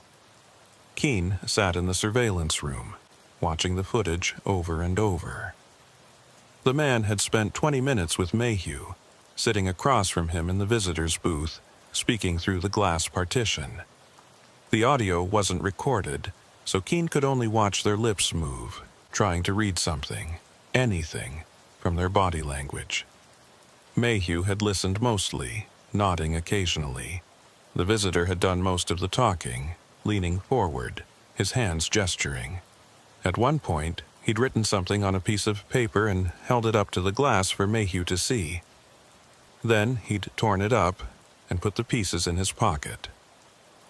3 days later, Dale Torrance had killed a woman in Pittsburgh using the exact same method as the Youngstown murders. "It's not a coincidence," Tully said, standing beside Keene. They'd watched the footage together a dozen times. This man visited Mayhew, and days later someone murders a woman using their signature. "But Torrance confessed," Keene said. "He gave us details. He knew things." "What if someone told him those details?" Tully said. "What if this Marcus Grimes, or whoever he is, found Torrance, manipulated him, convinced him to kill that woman?" Keene thought about it. Torrance was a drifter with mental health issues, a history of violence. Someone with the right psychological manipulation skills could potentially convince him to do almost anything. And serial killers sometimes recruited others, created disciples, built their own legacy through protégés. "We need to find Paul Grimes's son," Keene said. They started digging into Paul Grimes' personal life. He'd been married twice, divorced both times. No children listed on any official documents, but that didn't mean there weren't any. Plenty of fathers had children they never acknowledged, especially in cases involving affairs or estrangement. Keene contacted both of Grimes' ex-wives. The first one, married to him from 1978 to 1985, said they'd never had children. She described Grimes as a cold, distant man who spent most of his time at work. The marriage had ended after she caught him having an affair with a woman from the police department. The second wife, married from 1987 to 1994, had more to say. Her name was Patricia Yunt, and she lived in Columbus now. When Keene called her, she was hesitant at first, but when he mentioned it was about Paul Grimes and the murders, she agreed to meet. Keene and Tully drove to Columbus the next day. Patricia lived in a modest house in a quiet neighborhood. She was in her 60s, with gray-streaked hair and tired eyes. She invited them in and made coffee, her hands shaking slightly as she poured. "I haven't thought about Paul in years," she said, sitting down across from them. "When we divorced, I changed my name back and moved away. Tried to forget that part of my life." "Why?" Tully asked gently. Patricia was quiet for a moment. "Because I was afraid of him. By the end, I was terrified." She told them the marriage had started well enough, but Paul had changed over time. He became controlling, paranoid, violent. He'd come home at odd hours, his clothes dirty, sometimes with what looked like blood on them. When she asked questions, he'd fly into rages. "I started to think he was having an affair," Patricia said. "But it was worse than that. I found things in his garage one night. Photographs, women I didn't know, maps with locations marked, a journal filled with detailed descriptions of terrible things." Keene leaned forward. "What did you do?" "I confronted him," Patricia said. "And he told me if I ever said anything to anyone, he'd kill me. I believed him, so I stayed quiet, waited until I could divorce him and get away." "Did Paul have any children?" Keene asked. Patricia's expression changed, became guarded. "Why do you ask?" "We think he might have a son, someone who's continuing his work." Patricia put her face in her hands. When she looked up, there were tears in her eyes. "There was a boy," she said quietly. "Marcus.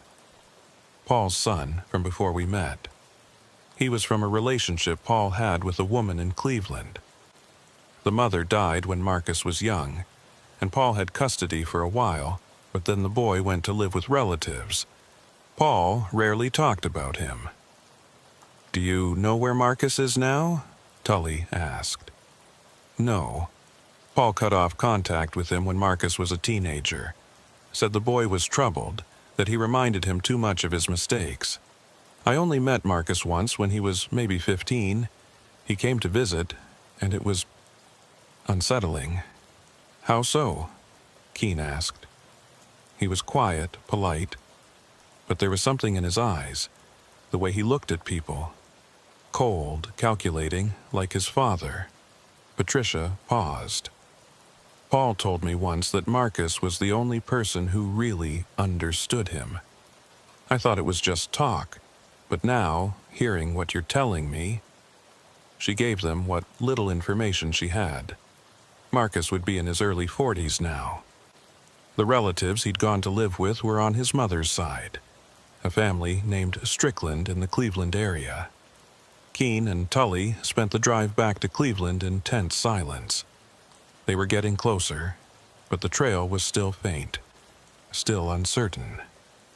The Strickland family took some time to locate. The surname was common, and the records were scattered. But eventually they found them. A couple named Edward and Louise Strickland, who had taken in a teenage boy in '95. The Stricklands were both dead now, but they'd had a daughter still living in Cleveland. Her name was Jennifer Strickland Boone, and when Keene called her, she remembered Marcus. He lived with us for 3 years, Jennifer said over the phone. From when he was 15 until he turned 18. Then he left, and we never heard from him again. What was he like? Keene asked. Quiet, reserved. He kept to himself mostly. My parents tried to help him, get him counseling, but he never opened up. He'd spend hours in his room, reading or writing. Sometimes we'd hear him talking to himself, having conversations with someone who wasn't there. Do you know where he went after he left? No idea. He packed his things one morning and just walked out. My parents tried to find him, but it was like he vanished. Did he ever mention his father? Tully asked. There was a long pause. Once. I asked him about his dad, and he said his father was a great man, that he taught him important things about the world, about people. It was the only time I ever heard him sound emotional. After the call, Keene ran Marcus Grimes through every database he could access. No criminal record, no employment history, no tax returns. The man was a ghost. Either he was living off the grid, or he was using a different identity. He's been planning this for a long time, Tully said. Living under the radar, waiting for the right moment. But why now? Keene asked. Why visit Mayhew? Why orchestrate a copycat murder? To send a message, Tully said. To let us know he's out there, that his father's work isn't finished. It was a chilling thought. Serial killers sometimes sought recognition, wanted their crimes to be remembered. If Marcus Grimes was anything like his father, he wasn't done. The next break came from an unexpected source. August Rook, the records clerk, called Keene late one evening. Agent Keene, Rook said, his voice uncertain. I found something else, another tape. Keene felt a chill run through him. Another confession tape? No, something different. It was in the same misfiled box where I found the original Barch tape. This one's labeled as an interview with Paul Grimes, recorded 2 weeks before he died. Interview with who? Doesn't say, but I listened to part of it. You need to hear this. Keene and Tully met Rook at the field office within the hour. They went down to the archive room and Rook played the tape. The recording was poor quality, scratchy and faint, but Paul Grimes' voice was unmistakable, older and weaker than on the Barch tape, but still recognizable. I don't have much time left, Grimes said on the recording. The cancer's spreading, but I wanted to leave this, a record, so someone would understand. There was a pause, the sound of labored breathing. I did things, terrible things, but they were necessary. The world is full of chaos, disorder. I brought structure to it, purpose. Every death had meaning. Another pause. Leonard Barch was weak, convenient. We needed someone to take the blame, and he was there. Raymond didn't understand the bigger picture. He thought we were just protecting ourselves. But it was more than that. We were creating something. Keene felt sick listening to it. Vincent understood. Grimes continued. He saw what I saw, that some people exist only to be removed, that we were doing important work. The recording continued for several more minutes, Grimes rambling about his philosophy, his justifications. And then, near the end, he said something that made Keene's blood run cold. My son will continue this. Marcus has the gift. He's been watching, learning. When I'm gone, he'll carry on. The work doesn't end with me.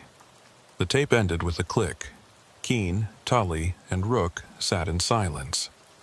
Outside the archive room, the building was quiet, empty. He was grooming his son, Tully said finally, teaching him, preparing him to take over. But if Marcus has been doing this for years, Keene said, there should be other victims, other unsolved murders with the same M.O. They spent the next 3 days searching.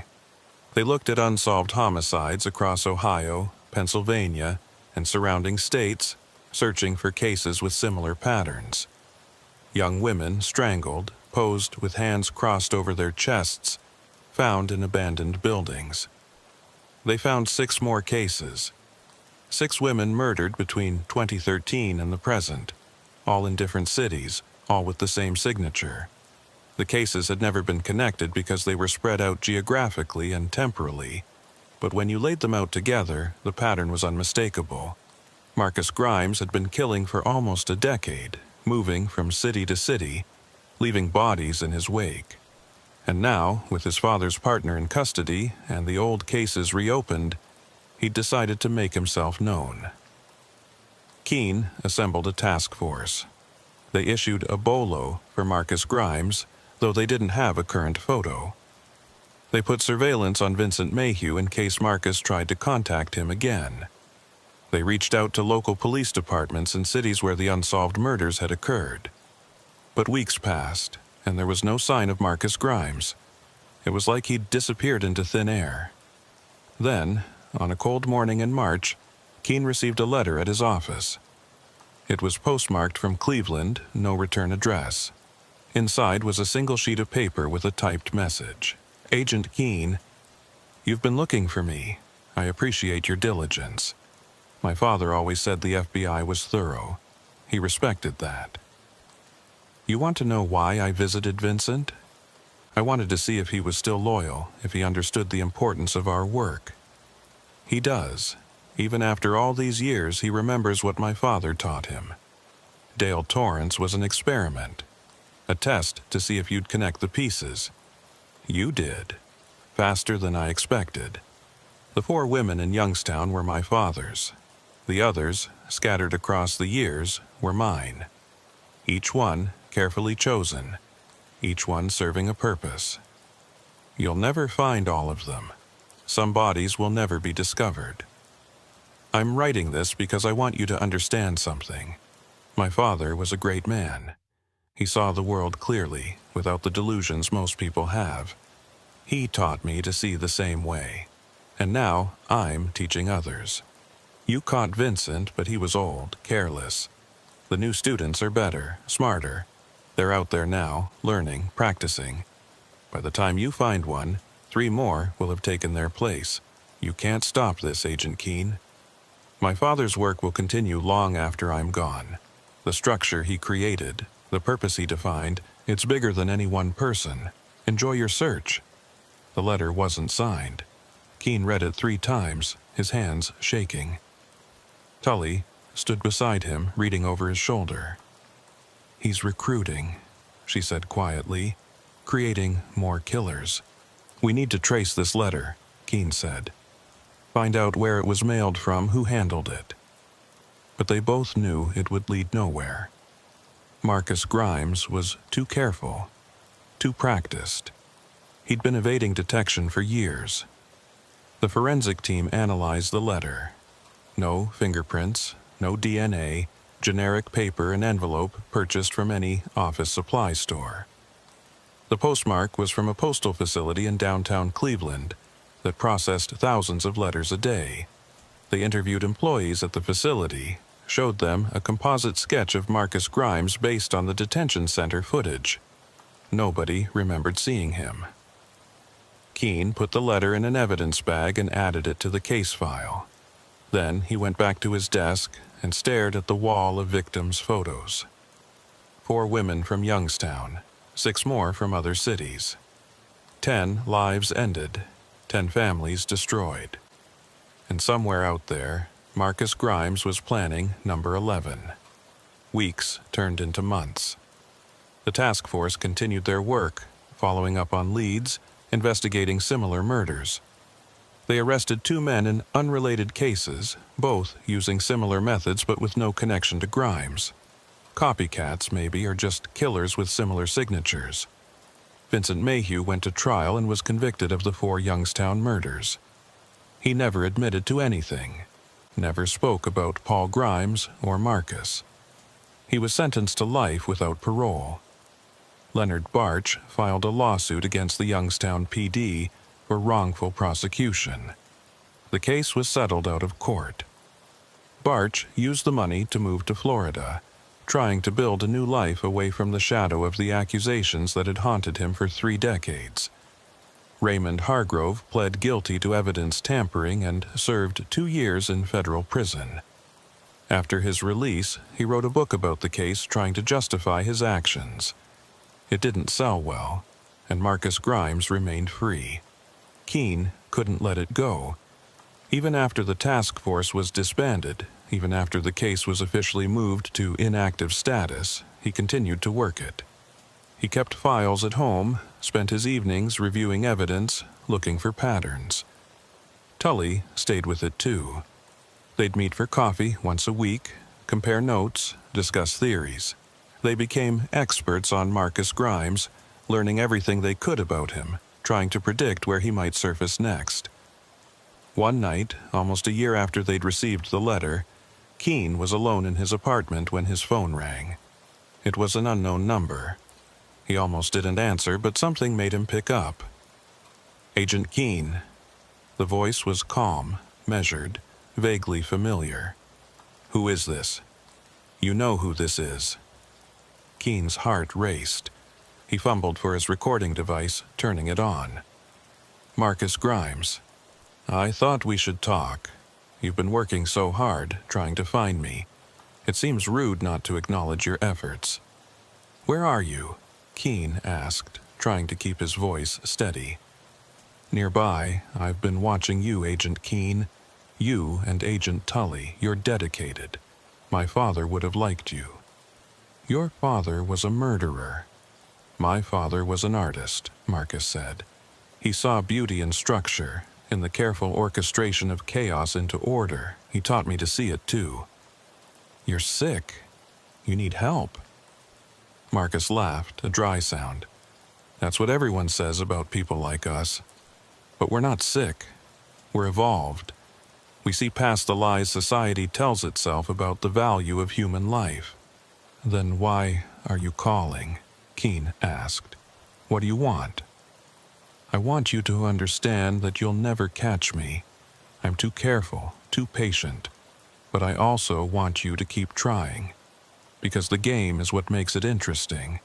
My father never had a worthy opponent. You and Agent Tully, you might be." "This isn't a game," Keene said, his voice hard. "You're killing people. Everyone dies, Agent Keene. I'm just choosing when and how, giving their deaths meaning they wouldn't otherwise have. If you believe that, then turn yourself in.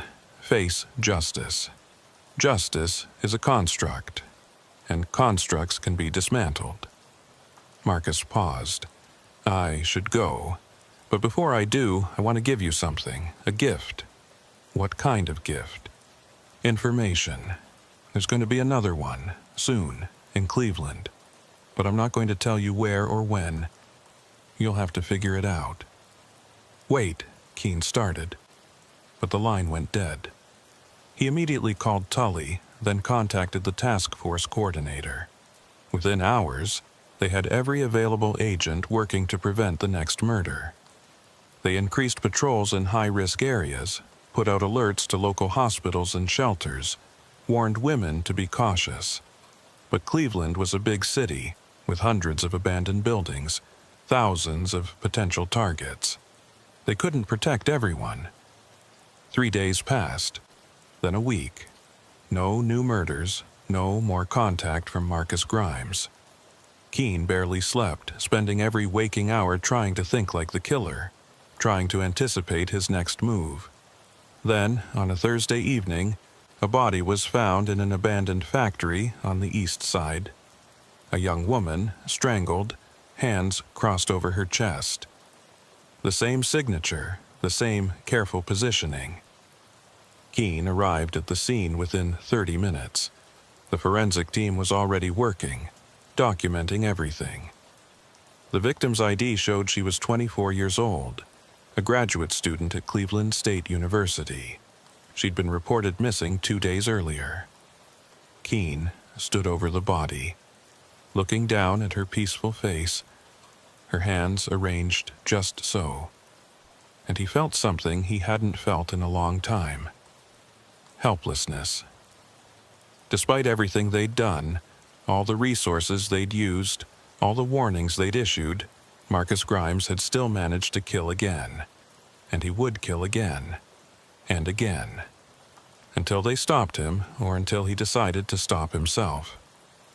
As the forensic team worked, Keene noticed something odd. Near the victim's body, almost hidden in the shadows, was a small object. He knelt down and picked it up carefully with gloved hands. It was a microcassette tape. Keene felt his stomach drop. He bagged the tape and took it back to the field office. In the tech lab, he loaded it into a player and pressed play. The voice that came through the speakers was Marcus Grimes. "Agent Keene, by the time you hear this, you'll have found my latest work. I wanted to leave you something to remember me by, a recording, like my father used to make, a confession, if you will." There was a pause, the sound of breathing. "I want you to know that this isn't personal. You're a good investigator, dedicated to your work, but you're chasing something you can't catch. I'm always 3 steps ahead, always planning the next move while you're still processing the last one." Another pause. "I'm leaving Cleveland soon. There are other cities, other opportunities, but I'll think of you sometimes. Wonder if you're still searching, still hoping to find me. Maybe one day you will. Maybe one day I'll get careless or unlucky. But until then, this is goodbye." The recording ended with a soft click. Keene sat in the silence of the tech lab, the tape still spinning in the player. Around him, the fluorescent lights hummed, and somewhere in the building a phone was ringing. He thought about the 10 victims they knew about. The others Marcus had mentioned, bodies that might never be found. The students he'd recruited, learning his methods, carrying on his father's work. And he thought about the future, about the other women who would die because they couldn't stop him. Tully found him there an hour later, still sitting in the dark lab. "We'll get him," she said, though they both knew it might not be true. Keene nodded slowly. "Yeah, we'll get him." But as he said it, he couldn't shake the feeling that Marcus Grimes was out there somewhere watching, waiting, planning his next move in a game that had no end. The case remained open.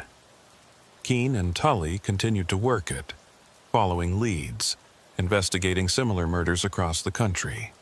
Sometimes they thought they were getting close. Sometimes they'd find evidence that suggested Marcus had been in a certain place at a certain time. But they never found him. Years passed. Keene retired from the FBI in 2031, but he never stopped looking. He kept the case files, the photos, the recordings. He maintained a database of unsolved murders that might be connected to Marcus Grimes. The count kept growing.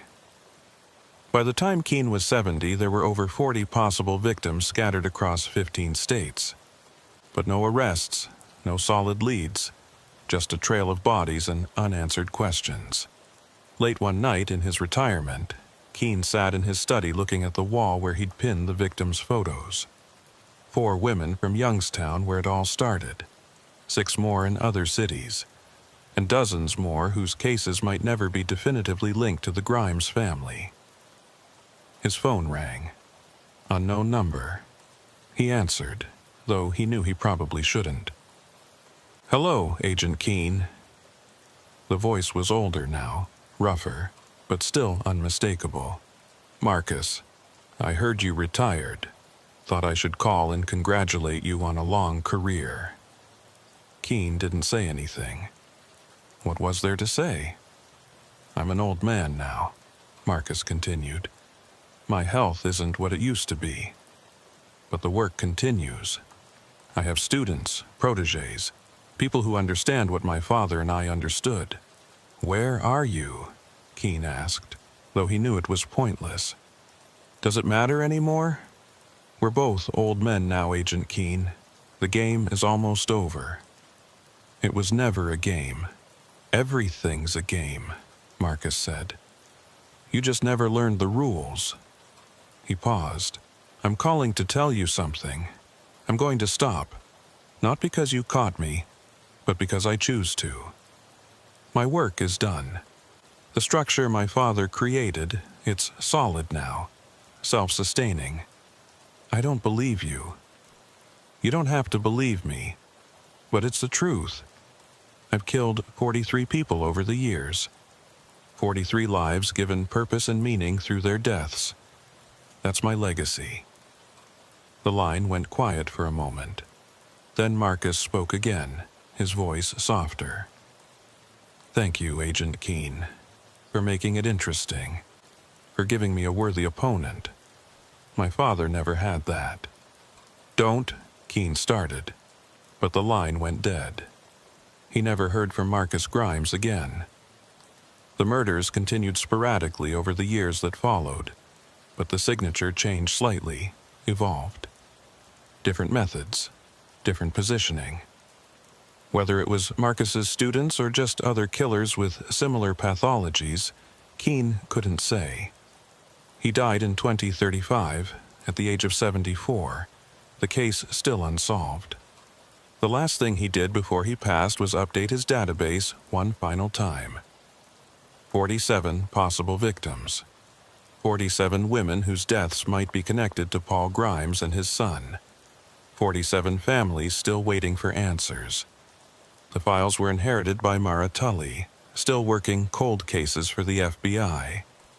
She continued the investigation, searching for Marcus Grimes even though she knew in her heart he was probably dead too. But sometimes, late at night, she'd get a call, unknown number, and when she answered, there would be nothing but silence on the other end. Just breathing, and then a click.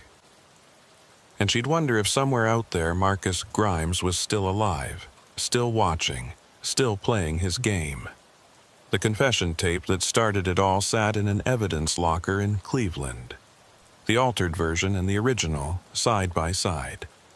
2 versions of a lie that had led to 30 years of death. Sometimes, new agents in the cold case unit would pull the tapes out, listen to Leonard Barch's voice describing murders he didn't commit. They'd read about the investigation, about the evidence tampering, about the serial killers who'd hidden in plain sight for decades. And they'd wonder how many other cases were like this, how many other confessions were fabricated, how many other killers were out there protected by the very system designed to catch them. The case file remained open, officially unsolved. Marcus Grimes was never found, never brought to justice. His students, if they existed, were never identified. And somewhere in America, women continued to disappear, found later in abandoned buildings with their hands crossed over their chests.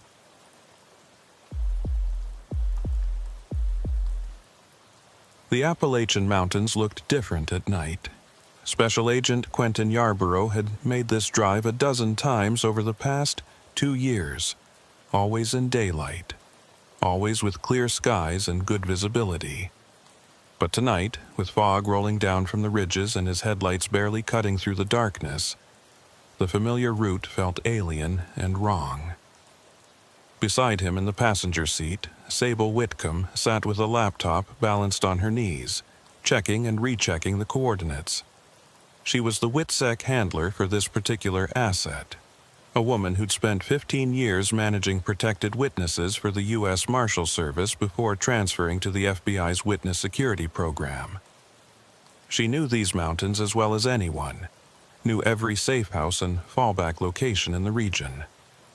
"Signals still active," Whitcomb said, her voice tight. Satellite phone pinged the tower at 9:47 p.m. Location matches the safe house coordinates. Yarborough glanced at the dashboard clock. It was just past midnight now. 3 hours since the ping. 3 hours since anyone had heard from their protected witness. 3 hours was a lifetime in witness protection, when someone wasn't supposed to make contact at all, except in emergencies. The witness's name was Thomas Landry, though that wasn't the name he'd been living under for the past 18 months. Landry had been a mid-level accountant for a criminal organization operating out of Philadelphia, and when the feds had finally built their case against the organization's leadership, Landry had agreed to testify. His testimony had put 6 people in federal prison, including 2 men with extensive connections to organized crime networks along the East Coast. The safe house was deep in the West Virginia mountains, accessible only by a narrow gravel road that wound through dense forest. It had been chosen specifically because of its isolation, because someone would have to work very hard to find it. The house itself was a small cabin, modernized with security systems and satellite communication, but designed to look like any other hunting camp in the area. Yarborough took the turnoff onto the gravel road, feeling the car's suspension protest as they climbed higher into the mountains. The fog was thicker here, reducing visibility to maybe 20 feet. The trees pressed in close on either side, their branches scraping against the roof of the car. "This is wrong," Whitcomb said suddenly. Yarborough looked at her. "What?" "The ping. The timing.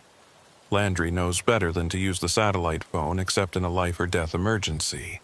He's been doing everything right for 18 months, following every protocol. So why would he suddenly break discipline now?" It was a good question, one Yarborough had been asking himself since they'd received the alert. The satellite phone was for emergencies only, and when it activated, it automatically sent a distress signal to the monitoring station. But there had been no voice communication, no message, just the ping showing the phone had been turned on and then immediately off. "Maybe he saw something," Yarborough said. "Something that spooked him. Then why not call it in? Why just activate the phone and hang up?" Yarborough didn't have an answer for that. They reached the safe house 20 minutes later. It sat in a small clearing surrounded by pine trees, a modest log cabin with a metal roof and a porch that wrapped around 2 sides. There were no lights on inside, and the security gate across the driveway was closed but not locked. Yarborough parked the car and killed the engine. For a moment, they both sat there in the darkness, listening.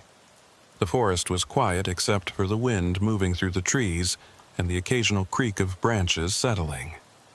"Standard approach," Yarborough said, drawing his service weapon. "I'll take the front. You circle around to the back door." Whitcomb nodded and got out of the car. She was armed too, though her role as a handler meant she spent more time behind a desk than in the field. But she moved with the careful precision of someone who'd been trained well and never forgotten. Yarborough approached the front door slowly, his weapon raised, his eyes scanning the windows for any sign of movement. The porch boards creaked under his weight, sounding unnaturally loud in the quiet. He reached the door and tested the handle. Locked. He knocked, 3 sharp raps. "Federal agents, Mr. Landry, if you're inside, please respond." Nothing, no sound from inside the house, No lights turning on, no footsteps. Yarborough knocked again, louder this time. "Thomas Landry, this is Special Agent Yarborough. We received your distress signal. Are you all right?" Still nothing. He heard Whitcomb's voice from around the side of the house. Back door's locked, too. No signs of forced entry. Yarborough pulled out his keyring and found the master key for the safe house. He unlocked the door and pushed it open slowly, his weapon leading the way. The interior of the cabin was dark, but as his eyes adjusted, he could make out the basic layout. A living room with a couch and chairs. A small kitchen to the right, a hallway leading back to what he knew were 2 bedrooms and a bathroom. "Landry," he called out. "FBI, we're coming in." He stepped inside, and Whitcomb came in through the back door a moment later. They moved through the house methodically, clearing each room, checking closets and under beds.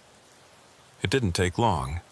The cabin was small, and there weren't many places to hide. Thomas Landry wasn't there, but someone had been. Recently. In the kitchen, there was a coffee mug on the counter, still half full. The liquid cold but not yet developing a film on top. In the living room, the couch cushions were disturbed, pressed down like someone had been sitting there. A book lay open on the side table. A thriller novel with a bookmark about 3/4 of the way through. The bedrooms were tidy, beds made, no obvious signs of disturbance. In the main bedroom, Yarborough found a packed duffel bag in the closet, ready to go. Standard protocol for witnesses in WITSEC. Always have a go bag ready in case you need to evacuate quickly.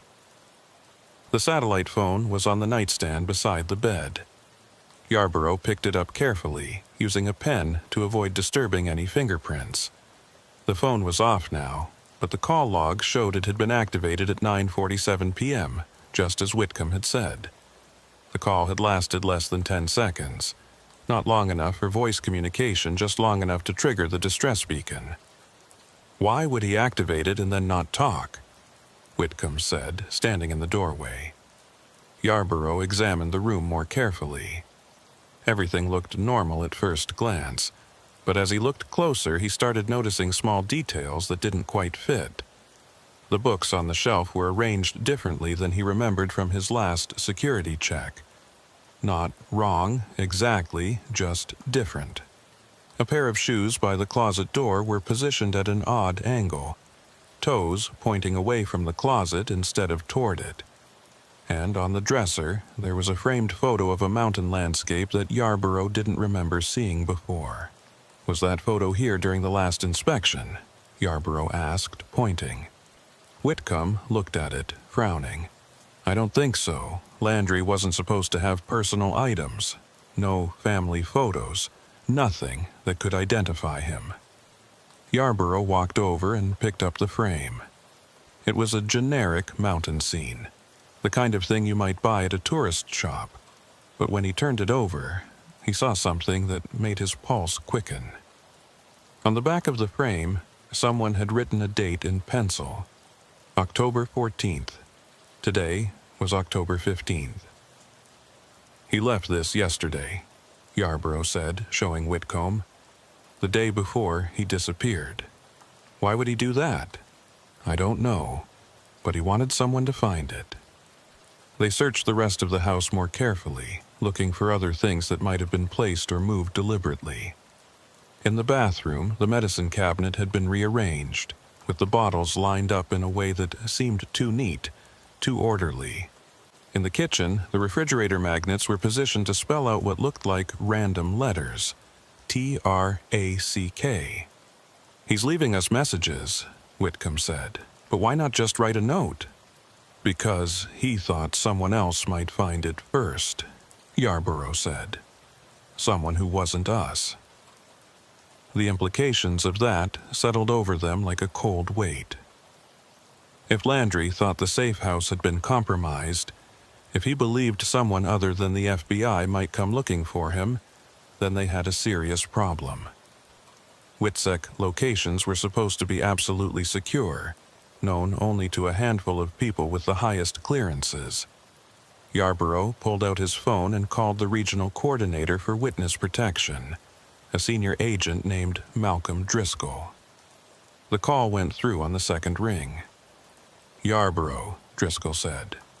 "What's the situation?" "The witness is gone," Yarborough said. "House is empty, but there are signs he left deliberately. He's been leaving coded messages." There was a pause on the other end. "Define coded messages." "Rearranged items, a photo with the date, refrigerator magnets spelling track. Like he knew someone was watching him and he couldn't communicate openly." "Jesus," Driscoll said quietly. "You think the location was compromised?" "That's what it looks like." "All right, I'm activating the emergency protocol. Don't touch anything else in that house. I'm sending a forensic team, and I want a full security audit of everyone who had access to that location's coordinates. This stays quiet until we know what we're dealing with." "Understood." Yarborough hung up and looked at Whitcomb. "We need to seal this house and wait for forensics. But I want to check the perimeter first, see if there are any tracks or signs of how he left." They went outside and began circling the cabin, using flashlights to examine the ground. The earth was soft from recent rain, and in several places near the tree line they found footprints. Boot prints, size 10 or 11, leading away from the cabin into the forest. But there was something odd about the tracks. They seemed to come and go in patterns that didn't make sense, doubling back on themselves, appearing in places where there was no clear path. And in one spot, about 50 yards from the cabin, the tracks just stopped. Not at a road or clearing, but in the middle of the forest floor, as if whoever had been walking had simply vanished. Yarborough knelt down and examined the last set of prints. They were clear, well-defined, pressed deep into the mud. And then nothing.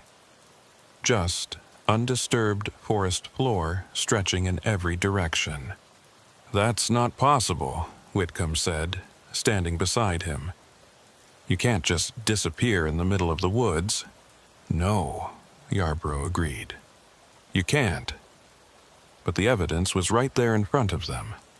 Footprints leading nowhere, a witness who'd vanished without a trace, and a safe house that felt wrong in ways Yarborough couldn't quite articulate. They spent the next hour documenting everything, taking photos, making notes. By the time the forensic team arrived, just after 2 in the morning, Yarborough had walked the perimeter 3 times and found 2 more sets of tracks that ended abruptly, as if the people making them had been lifted straight up into the air. The forensic team was led by a technician named Patricia Vaught, a meticulous woman in her 40s who'd worked more witness protection cases than anyone Yarborough knew. She took one look at the crime scene photos and shook her head. "This doesn't make any sense," Vaught said. "If Landry left voluntarily, there should be vehicle tracks. If he was taken, there should be signs of a struggle. But this?" She gestured at the photos of the footprints. "This is like he walked into the forest and dematerialized." "Could someone have covered the tracks?" Whitcomb asked. "Used a branch to sweep them away?" "Maybe," Vaught said. "But that would take time and leave its own traces. The forest floor here is mostly leaves and pine needles over soft earth. You can't erase tracks completely, not without leaving evidence of the erasure." She set her team to work processing the house, dusting for prints, collecting trace evidence, documenting every detail. Yarborough and Whitcomb stood on the porch, watching the morning fog begin to lift as the sun came up behind the mountains. "We need to figure out who had access to this location," Yarborough said. "Start with the obvious. You, me, Driscoll, whoever was on the monitoring team. Then, work outward." "The Marshal's Service transferred 6 witness cases to us when we took over the program," Whitcomb said. "Landry was one of them. So, there are people from the Marshals who knew this location, too. Get me a list, everyone who's ever set foot in this house, or had the coordinates in a file. I want to interview all of them." Whitcomb nodded and pulled out her phone to start making calls. Yarborough walked down the porch steps and looked out at the forest. Somewhere out there, Thomas Landry was either hiding or dead, and whoever had come for him, if anyone had come for him, had left no trace except impossible footprints and a house full of subtle wrongness. His phone buzzed. A text from Driscoll. "Need you back in Pittsburgh. We've got a problem." Yarborough texted back, "What kind of problem?" The response came immediately. Another witness just went dark. Different location, same pattern. No contact, satellite phone activated and turned off. Yarborough felt ice form in his stomach. One missing witness could be an isolated incident, a breakdown in protocol, or a panicked flight. But two missing witnesses following the same pattern, that was a breach. A systematic, deliberate breach of the witness protection system. He showed the message to Whitcomb. Her face went pale. "How is that possible?" she said. "These locations are compartmentalized. Even if someone compromised one, they shouldn't be able to find the others. Unless they have access at a higher level," Yarborough said. "Unless they're inside the system." They drove back to Pittsburgh in silence, both of them thinking about what it meant if the witness protection program had been infiltrated. How many lives were at risk? How many witnesses might have already been found and eliminated without anyone realizing? The FBI field office in Pittsburgh was in controlled chaos when they arrived. Agents were pulling files, making calls, trying to verify the status of every protected witness in their region. Driscoll met them in a conference room, looking like he hadn't slept. "Second witness is Gregory Portman," Driscoll said without preamble. "Former drug dealer who flipped on a trafficking organization 2 years ago. Been living in a safe house in rural Pennsylvania, about 200 miles from Landry's location. Same situation, satellite phone activated at 10:15 last night, no voice communication, just the distress beacon. Local agents found the house empty this morning." "Any signs of what happened?" Yarborough asked. "Prelim report says it's identical to Landry's place. House is clean, no forced entry, witnesses' belongings still there. But little things are off.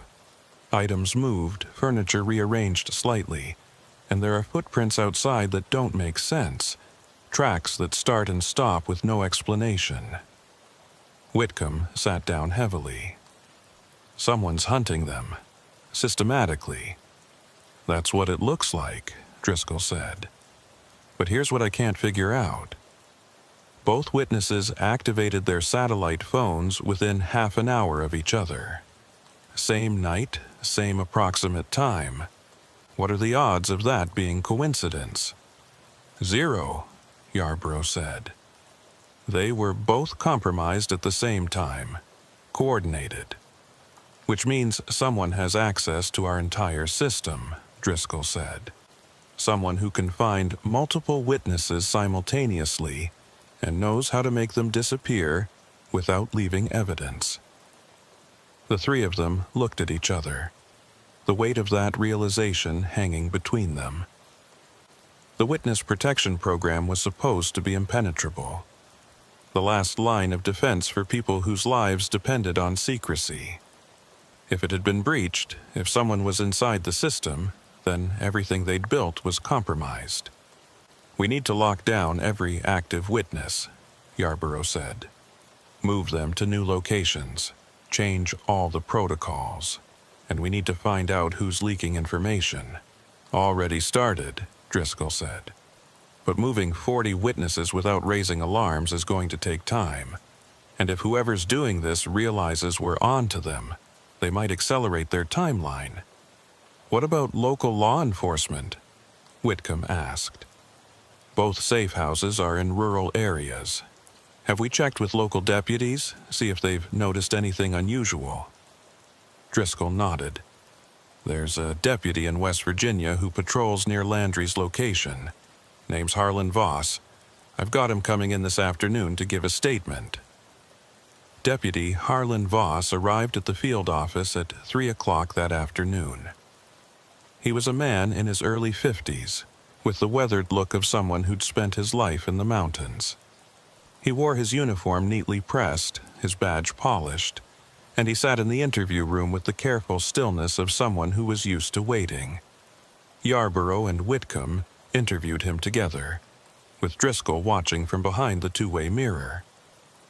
"Deputy Voss," Yarborough began, "you patrol the area around the safe house where Thomas Landry was living. Have you noticed anything unusual in the past few weeks?" Voss thought about it carefully. "Define unusual. It's pretty quiet up there most of the time. Unfamiliar vehicles, strangers asking questions, anything that seemed out of place." "Well," Voss said slowly, "there was one thing. About a week ago, I saw a truck parked on the access road that leads to several properties up in that area. Just sitting there, no one inside. I ran the plates, came back to a rental company in Pittsburgh. I figured it was hunters or tourists, but when I came back a few hours later, the truck was gone." "Did you see who was driving it?" Whitcomb asked. "No, ma'am. Like I said, it was empty when I saw it." Yarborough made a note. "Anything else?" Voss hesitated. "There was something else, but it's probably nothing." "Tell us anyway." "I've been getting weird radio interference on my patrol route. Started about 2 weeks ago. Static, crackling, sometimes what sounds like voices, but I can never make out what they're saying. Happens in the same spots every time, near the ridgeline above your safe house." Yarborough and Whitcomb exchanged glances. "You think someone's monitoring radio traffic?" "Could be," Voss said. "Or it could just be atmospheric conditions. The mountains do strange things to radio signals sometimes." They talked with Voss for another 30 minutes, getting details about his patrol routes, the other properties in the area, any other unusual activity he'd observed. When he left, Yarborough felt like they had a few more pieces of the puzzle, but not enough to see the full picture. "The rental truck is a lead," Whitcomb said. "We should track it down, find out who rented it." "Already on it," Driscoll said, coming into the room. "Rental company is pulling records now. Should have a name by tonight." "What about Portman's location?" Yarborough asked. "Any reports of unusual activity there?" "Nothing yet, but I want you to drive out there tomorrow, take a look around. See if you can find anything the local agents missed." Yarborough nodded. The pieces were starting to come together, but slowly. Too slowly. Somewhere out there, 2 witnesses were missing, possibly dead. And whoever had taken them was still operating, still hunting. That night, Yarborough couldn't sleep. He lay in his hotel room, staring at the ceiling, thinking about the footprints that ended in the middle of the forest, about the items rearranged in the safe house, about the satellite phones that activated and went silent. Around 2 in the morning, his phone rang. It was Whitcomb. "The rental truck," she said without preamble. "We got the name. It was rented by someone using a fake ID, but the credit card traced back to a shell company. And when we dug deeper, we found something interesting." "What?" "The shell company was set up by a former FBI agent, someone who used to work in witness protection." Yarborough sat up. "Who?" "Name's Victor Merrick. He was with the program for 12 years before he retired in 2019, moved to West Virginia, bought property in the mountains. Property that's about 15 miles from Landry's safe house." "Jesus," Yarborough said. "We need to pick him up, now. Driscoll's already putting together a team. We're going out there at first light." Yarborough got dressed and met the team at the field office at 5 in the morning. They drove out to Merrick's property in a convoy of 3 vehicles, taking the winding mountain road slowly in the pre-dawn darkness. Merrick's place was at the end of a long dirt driveway, a large cabin set back in the woods. As they approached, Yarborough could see lights on inside, smoke coming from the chimney. They surrounded the property and approached with weapons drawn. Yarborough knocked on the door, calling out Merrick's name, identifying themselves as federal agents. The door opened almost immediately. Victor Merrick stood there in a bathrobe, looking sleepy and confused. He was in his 60s, gray-haired, with the kind of face that had probably been handsome once but was now just tired. "Agents," Merrick said. "What's this about?" "We need to ask you some questions," Yarborough said. "About a rental truck and 2 missing witnesses." Merrick's expression didn't change. "I don't know what you're talking about. Can we come in? Do you have a warrant?" Yarborough held up the paper. "We do." Merrick stepped aside and let them enter. The cabin's interior was neat, almost obsessively so. Books lined the walls, and a fire crackled in the stone fireplace. On a table near the window, Yarborough saw maps of the region spread out, marked with small red pins. "What are the maps for?" Whitcomb asked. "Hiking trails," Merrick said. "I like to explore the mountains." Yarborough walked over and looked at the maps more closely. The red pins marked locations scattered throughout the region, and when he checked the coordinates mentally, he realized with a chill that 2 of them corresponded exactly to the safe house locations where Landry and Portman had been living. "These pins," Yarborough said. "What do they represent?" Merrick looked at the maps, his expression unreadable. "Like I said, hiking trails, places I've been. Or places where witnesses are hidden," Whitcomb said. Merrick smiled slightly. "If you're asking me if I have knowledge of witness protection locations, the answer is yes. I worked in the program for 12 years. I know where a lot of safe houses are. That's not a crime. It is if you're using that knowledge to hunt those witnesses," Yarborough said. "Am I under arrest?" "Not yet." Merrick sat down in a leather armchair and folded his hands. "Then, unless you have evidence of a crime, I'd like you to leave my property." The forensic team spent the next 6 hours searching Merrick's cabin. They found the maps, found records of the rental truck, found a laptop with encrypted files, but they didn't find any direct evidence connecting Merrick to the missing witnesses. No weapons, no signs of violence, no indication that anyone besides Merrick had been at the property recently. It was frustrating and unsettling in equal measure. Merrick fit the profile perfectly. Former insider knowledge, proximity to the safe houses, clear signs of surveillance. But without hard evidence, they couldn't hold him. They brought him to Pittsburgh for questioning, but Merrick lawyered up immediately and refused to say anything more. After 48 hours, they had to let him go. Yarborough stood outside the field office and watched Merrick drive away, feeling like they'd just made a terrible mistake.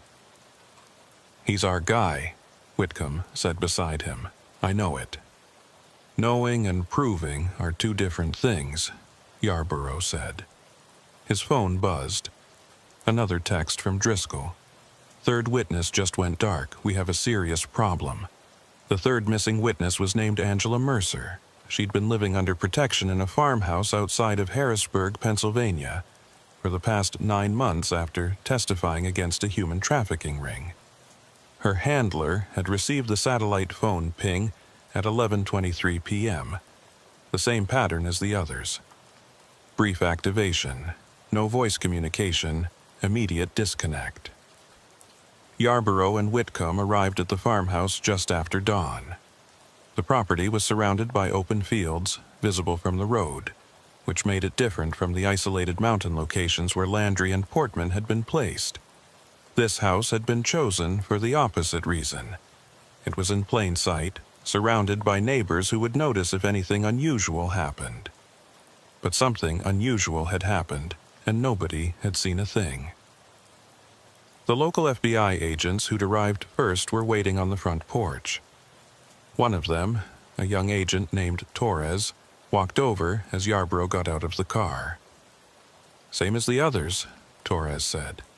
No forced entry, no signs of struggle. Witness is gone, but all her belongings are here, including the go bag. That detail made Yarborough's chest tighten. In every other aspect of witness security, Angela Mercer had been meticulous. She'd followed every protocol, checked in on schedule, never drawn attention to herself. She would never have left without that bag unless she had no choice. Inside, the farmhouse was decorated in a plain, functional style. The furniture was generic, the walls bare except for a few landscape prints. Nothing personal, nothing that could identify the occupant. Standard WITSEC setup. But like the other locations, there were small things that felt wrong. In the kitchen, the dishes were arranged in the cabinet with the plates on the bottom shelf and the bowls on top, which was backwards from how most people organized things. In the living room, the television remote was sitting on the coffee table face down, its buttons against the wood. Whitcomb walked through the house slowly, cataloging each oddity. It's like someone was here and put everything back, but didn't quite remember how it was supposed to be. Or they're sending a message, Yarborough said. Same as Landry, making sure we know something's wrong. They searched the property thoroughly, looking for any signs of how Mercer had left or who might have taken her.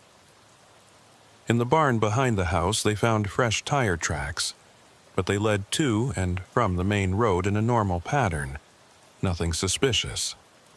In the fields surrounding the property, there were no footprints, no disturbances in the grass.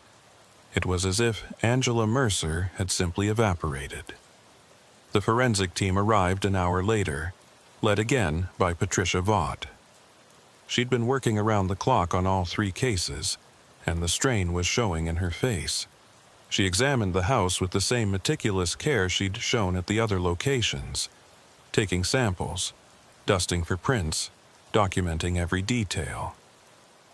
"I'll tell you what I told you before," Vaught said to Yarborough as they stood in the kitchen. "This doesn't make physical sense. 3 people don't just disappear without leaving trace evidence. Even if they left voluntarily, even if they cleaned up after themselves, there would be something. Hair, skin cells, disturbed dust patterns. But these houses are clean, too clean." "What are you saying?" Yarborough asked. "I'm saying either we're dealing with someone who has professional-level knowledge of forensic countermeasures or there's something else going on that I can't explain." Yarborough's phone rang. It was Driscoll. "We've got a situation," Driscoll said without preamble. "Victor Merrick's cabin burned down last night. Total loss. By the time the fire department got there, it was just ash." Yarborough felt his stomach drop. Was Merrick inside?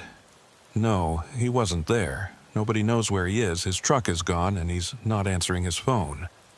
So he destroyed the evidence and ran. "Maybe," Driscoll said. "Or maybe someone else destroyed the evidence to make it look like he ran. Either way, we've issued a warrant for his arrest. Every law enforcement agency in the region is looking for him." After the call, Yarborough walked out to the porch and stood looking at the field stretching away toward distant tree lines. The morning sun was bright, the sky clear, but he felt a creeping sense of dread that had nothing to do with the weather. Whitcomb came out and stood beside him. 3 witnesses in 3 days. If there's a pattern, we need to find it fast. "The pattern is they're all going dark at night," Yarborough said, "between 9 p.m. and midnight, and they're all activating their satellite phones just before they disappear." "Like they know something's about to happen," Whitcomb said. "Like they're trying to warn us. But warn us about what? What are they seeing that makes them hit that panic button?" Neither of them had an answer. They spent the rest of the day interviewing Angela Mercer's neighbors, but nobody had seen anything unusual. No unfamiliar vehicles, no strangers asking questions, no sounds of disturbance in the night. It was as if the house had been surrounded by an invisible bubble that prevented anyone from noticing what was happening inside. That evening, they drove back to Pittsburgh for a briefing with Driscoll and the rest of the task force. The conference room was packed with agents, analysts, and coordinators from across the region. Everyone looked exhausted and worried. Driscoll stood at the front of the room, a map of the region projected on the screen behind him. 3 red dots marked the locations where witnesses had disappeared.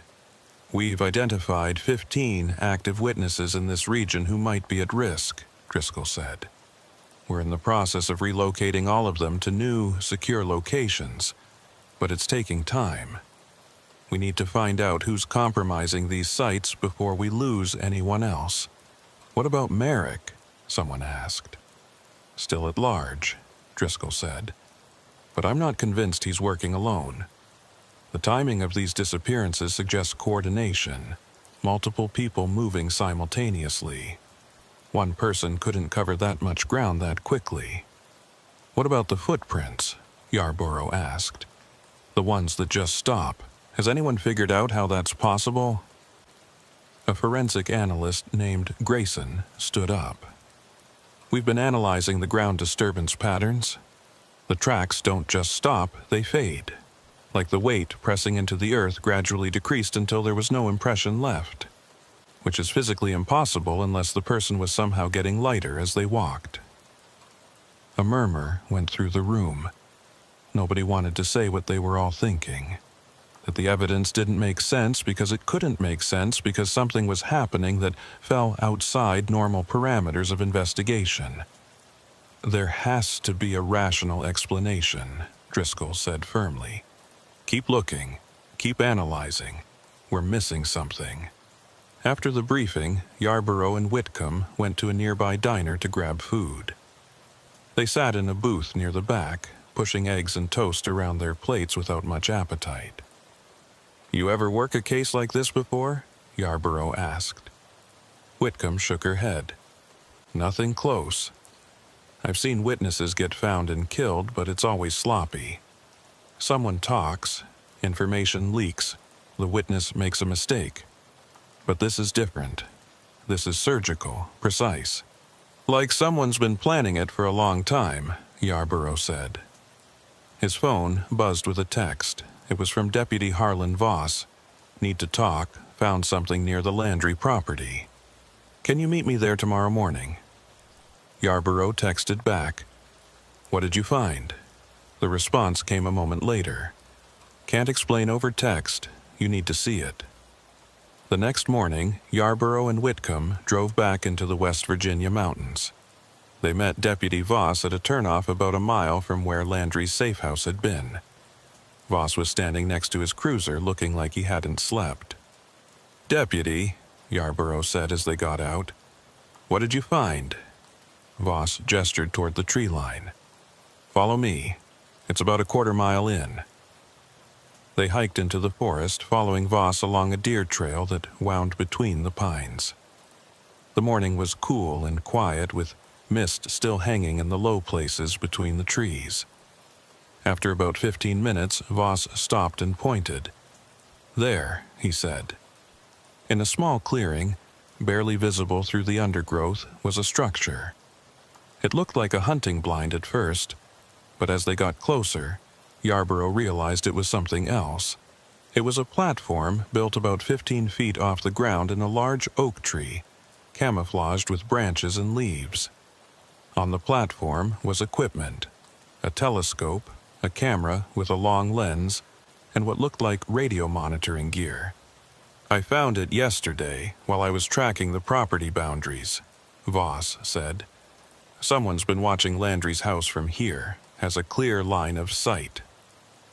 Yarborough climbed up to the platform carefully. The equipment was expensive, professional grade.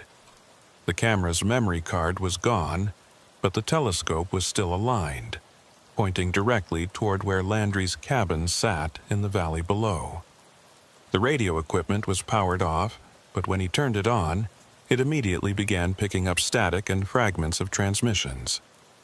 "How long has this been here?" Whitcomb asked from the ground. Hard to say, Voss called down. But the wood's not weathered much. I'd guess a few months, maybe less. Yarborough examined the platform more carefully. In one corner, partially hidden under a tarp, he found a notebook. It was filled with entries, dated observations written in neat handwriting. He read through them, his sense of unease growing with each page. The entries detailed Thomas Landry's routine. What time he got up, when he made coffee, how often he checked the perimeter, what time he went to bed. Every detail of his day had been watched and recorded, and the entries went back 4 months. Someone's been surveilling him since June, Yarborough said, learning his patterns, documenting everything. But it was the last entry that made Yarborough's blood run cold. It was dated October 14th, the day before Landry disappeared, and it consisted of just 3 words: ready to move. He bagged the notebook as evidence and climbed down from the platform. We need to search the areas around the other safe houses. If there's one surveillance post, there might be more. They spent the rest of the day coordinating search teams. By evening, they'd found 2 more platforms, one near Gregory Portman's location in Pennsylvania, and another near Angela Mercer's farmhouse. Each one was equipped with similar surveillance gear, and each one had a notebook filled with observations. The pattern was clear. Someone had been watching all 3 witnesses for months, studying them, waiting for the right moment to move. And then, on consecutive nights, all 3 had been taken. It's a network, Driscoll said when they briefed him back in Pittsburgh. Multiple people, multiple surveillance posts, coordinated action. This isn't one rogue agent. This is organized. But organized by who? Whitcomb asked. And how did they get the locations? That's what we need to figure out, Driscoll said. I want a complete audit of everyone who's had access to WITSEC files in the past year. Cross-reference with anyone who might have a motive to target these specific witnesses. The audit took 3 days and turned up disturbing results. 18 people had accessed files related to one or more of the missing witnesses in the past year. Most of them were cleared quickly, active agents with legitimate reasons for the access. But 3 names stood out as anomalies. The first was Victor Merrick, still at large, still the prime suspect. The second was a former Justice Department analyst named Rachel Gaines, who'd been fired 6 months ago for security violations. She'd been caught copying case files to a personal device and had left under a cloud of suspicion. The third name made everyone in the room go silent when it appeared on the screen. Sable Whitcomb. Yarborough stared at the display, not quite believing what he was seeing. There has to be a mistake. No mistake, the analyst running the audit said. Whitcomb accessed files for all 3 missing witnesses within 72 hours of their disappearances, outside her normal duty hours, from a remote terminal. Yarborough turned to look at Whitcomb, who'd gone pale. Sable? I didn't access anything, Whitcomb said, her voice shaking. I was home those nights. Someone's using my credentials. When was the last time you changed your password? Driscoll asked. I don't know. Maybe 3 months ago? Did you ever access the system from a personal device? Phone, laptop? Whitcomb nodded slowly. Sometimes, when I was working from home. Driscoll's expression was grim. Your credentials were compromised. Someone's been impersonating you in the system. But the damage was done. Until they could verify Whitcomb's story, she was a suspect. Driscoll suspended her from the investigation and assigned her to administrative duty. 2 agents were assigned to monitor her movements. Yarborough watched them escort her out of the building, feeling like the ground was shifting under his feet.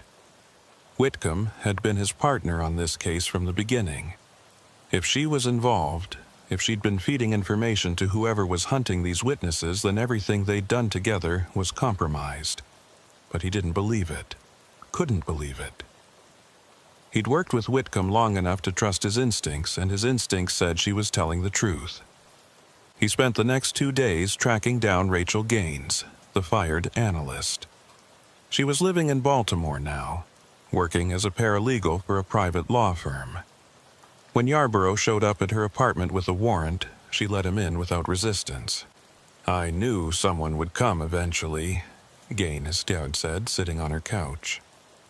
She looked tired, resigned. "I didn't do anything wrong, but nobody believes that."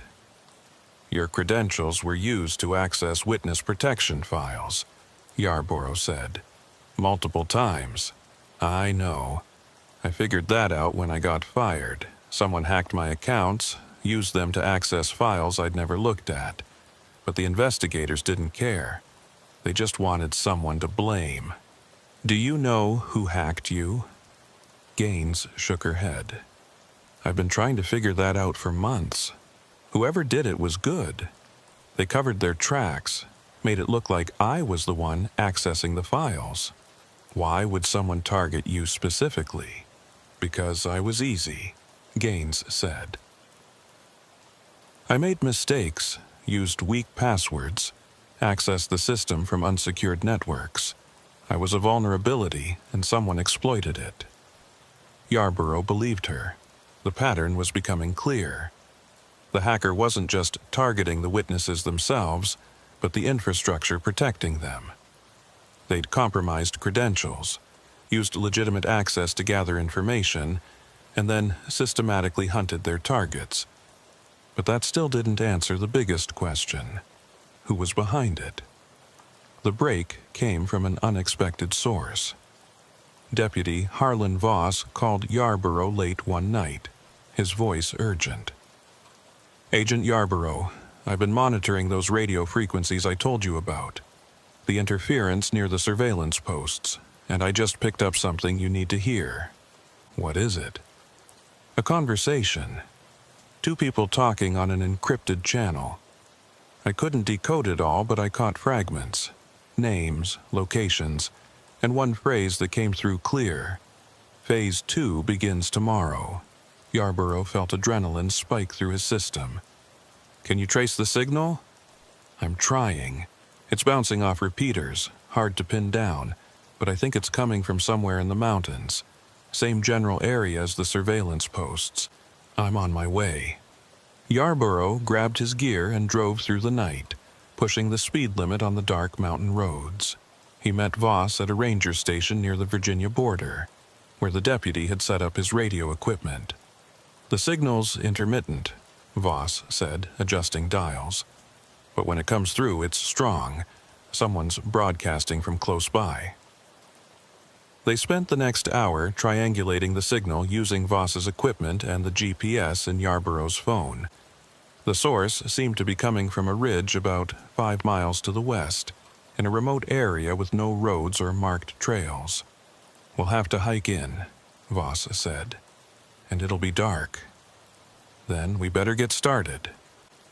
They geared up and headed into the forest using night vision to navigate. The terrain was rough, steep slopes, and thick undergrowth that caught at their clothes and equipment.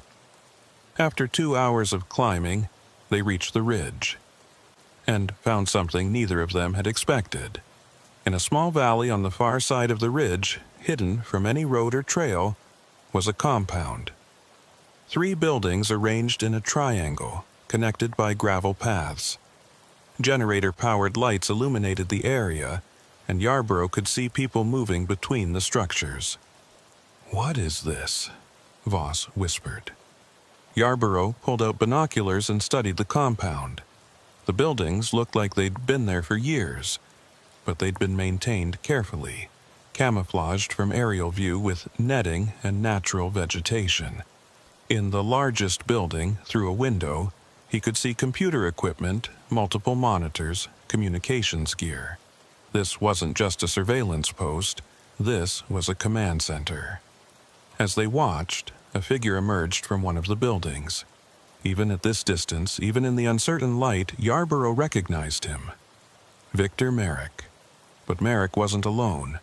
2 other people were with him, and as they moved into the light, Yarborough felt his heart sink. One of them was Rachel Gaines, the fired analyst.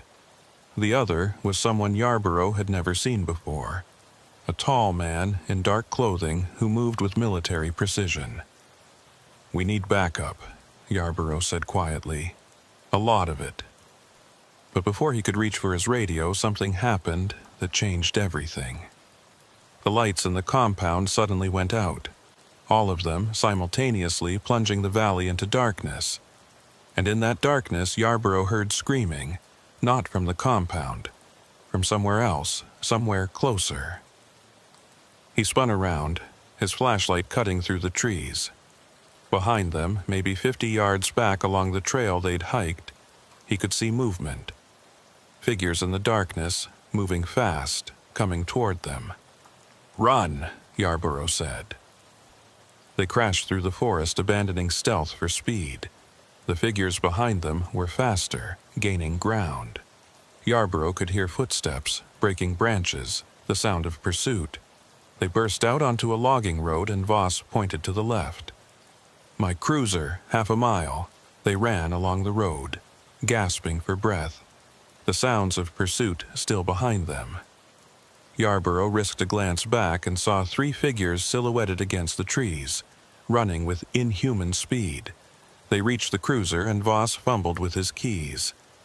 The doors unlocked and they threw themselves inside. Voss started the engine and floored it, tires spinning on the gravel. In the rearview mirror, Yarborough watched the 3 figures stop at the edge of the road, standing still, watching them drive away. And then, as they rounded a curve and lost sight of the road, the figures were gone. "What the hell was that?" Voss said, his voice shaking. Yarborough didn't answer. He was calling for backup, coordinating a response team, trying to explain what they'd found. But even as he talked, he couldn't shake the image of those figures moving through the darkness. Impossibly fast, impossibly coordinated, like they weren't quite human. The tactical team arrived at dawn, heavily armed and equipped for a siege. They surrounded the compound and moved in carefully, clearing each building one at a time. The compound was empty. No people, no equipment, no signs that anyone had been there recently. The buildings were clean, swept clear of evidence. Even the generator was gone, leaving only an oil stain on the ground where it had sat. "They knew we were coming," the tactical commander said. "Cleared out in less than 2 hours." Yarborough walked through the largest building, looking for anything they might have missed. In one corner, he found a single item left behind, a manila folder sitting on the floor as if placed there deliberately. Inside the folder was a list of names, 15 names, each with a location beside it. Yarborough's blood ran cold as he recognized them. Every active witness in the WITSEC program in the region. And 12 of the names had been crossed out. 3 were the witnesses who'd already disappeared. 9 others had been marked just the night before. "We need to get to these people," Yarborough said. "Right now." But as he said it, his phone rang. It was Driscoll.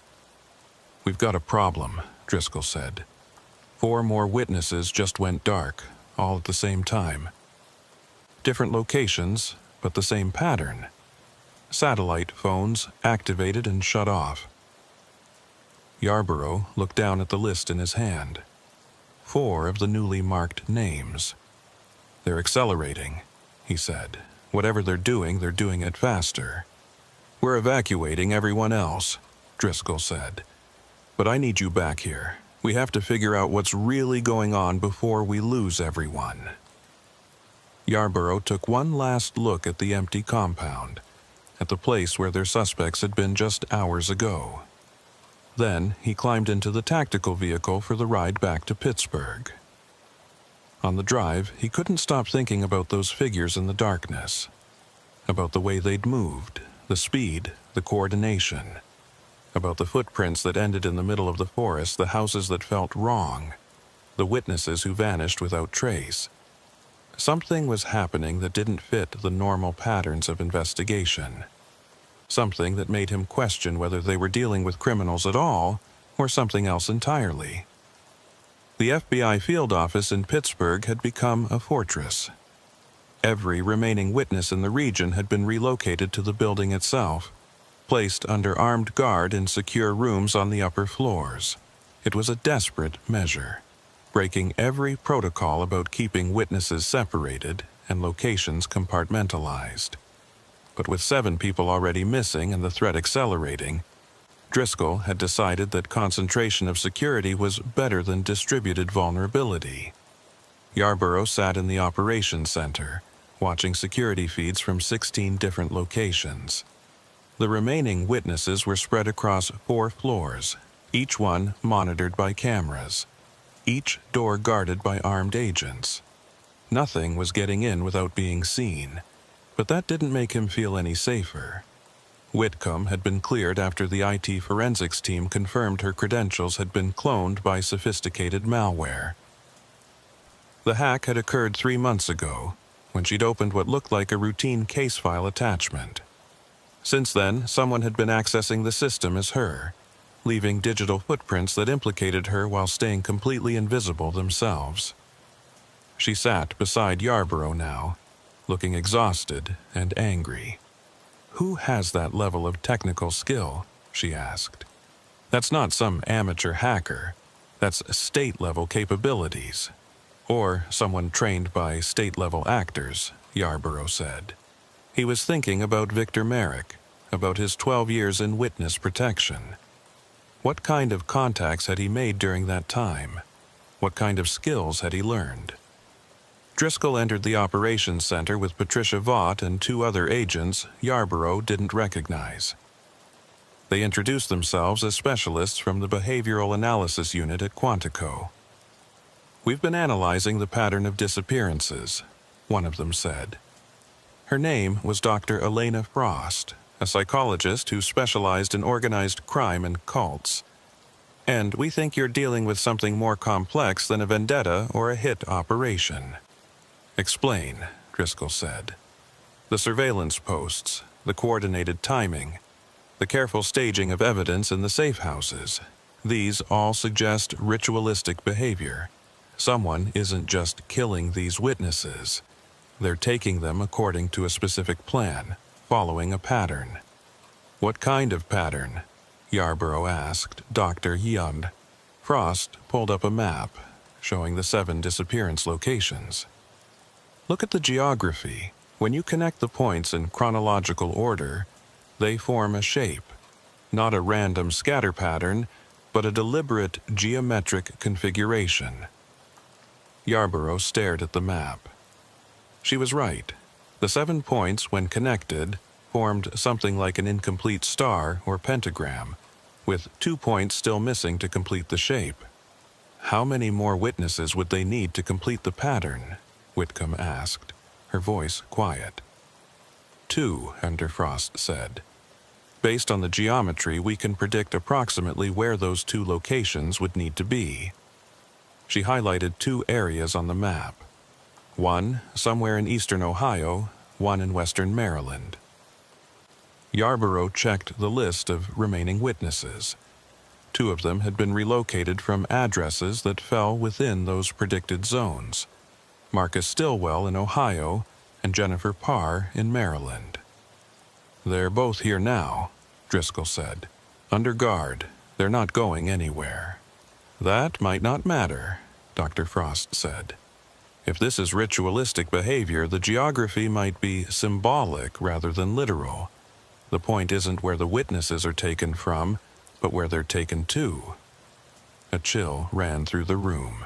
"You're saying they might try to take people from here," Whitcomb said, "from this building.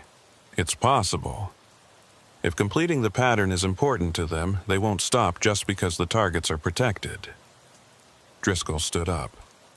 "Then we double security. No one in or out without clearance. I want every access point monitored, every corridor patrolled, and I want those 2 witnesses moved to the most secure rooms we have." The night passed without incident, but nobody slept. Yarborough took shifts in the operations center, watching the monitors, drinking coffee that had gone cold hours ago. On the screens, he could see agents stationed at every checkpoint, every door, every stairwell. Around 3 in the morning, one of the monitors flickered. Just for a second, a brief distortion in the image, and then it was normal again. Yarborough sat up straighter. "Did you see that?" The technician monitoring the feeds nodded.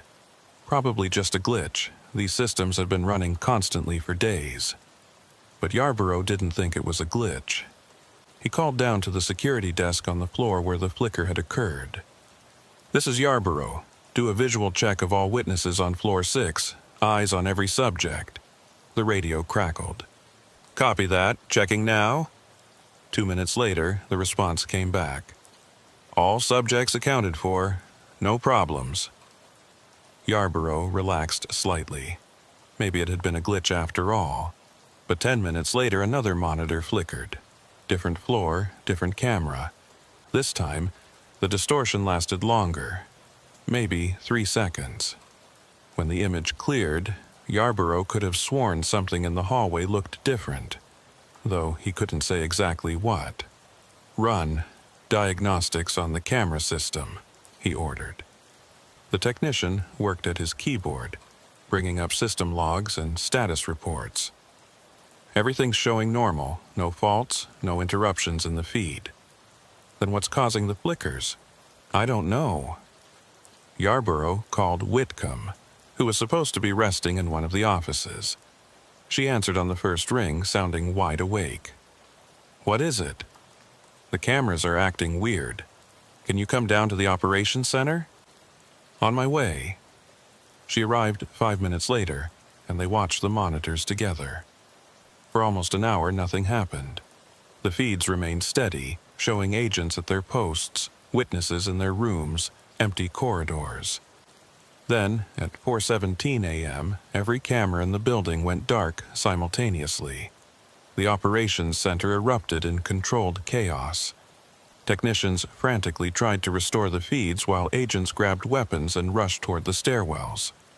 The backup power kicked in immediately, emergency lights illuminating the hallways with harsh red glows. "All units, report status." Driscoll's voice came over the radio. "Floor by floor. I want visual confirmation on every witness." The responses came back in order. Floors 2 through 5. All witnesses accounted for. All secure. Floor 6. All witnesses accounted for. Floor 7. Checking now. Then silence. "Floor 7, respond," Driscoll said. Nothing. "All units to floor 7, now." Yarborough and Whitcomb were already moving, taking the stairs 2 at a time. They reached floor 7 and found the hallway in darkness except for emergency lighting. The 2 agents who had been stationed at the checkpoint were on the floor, unconscious but breathing. Their weapons were still holstered.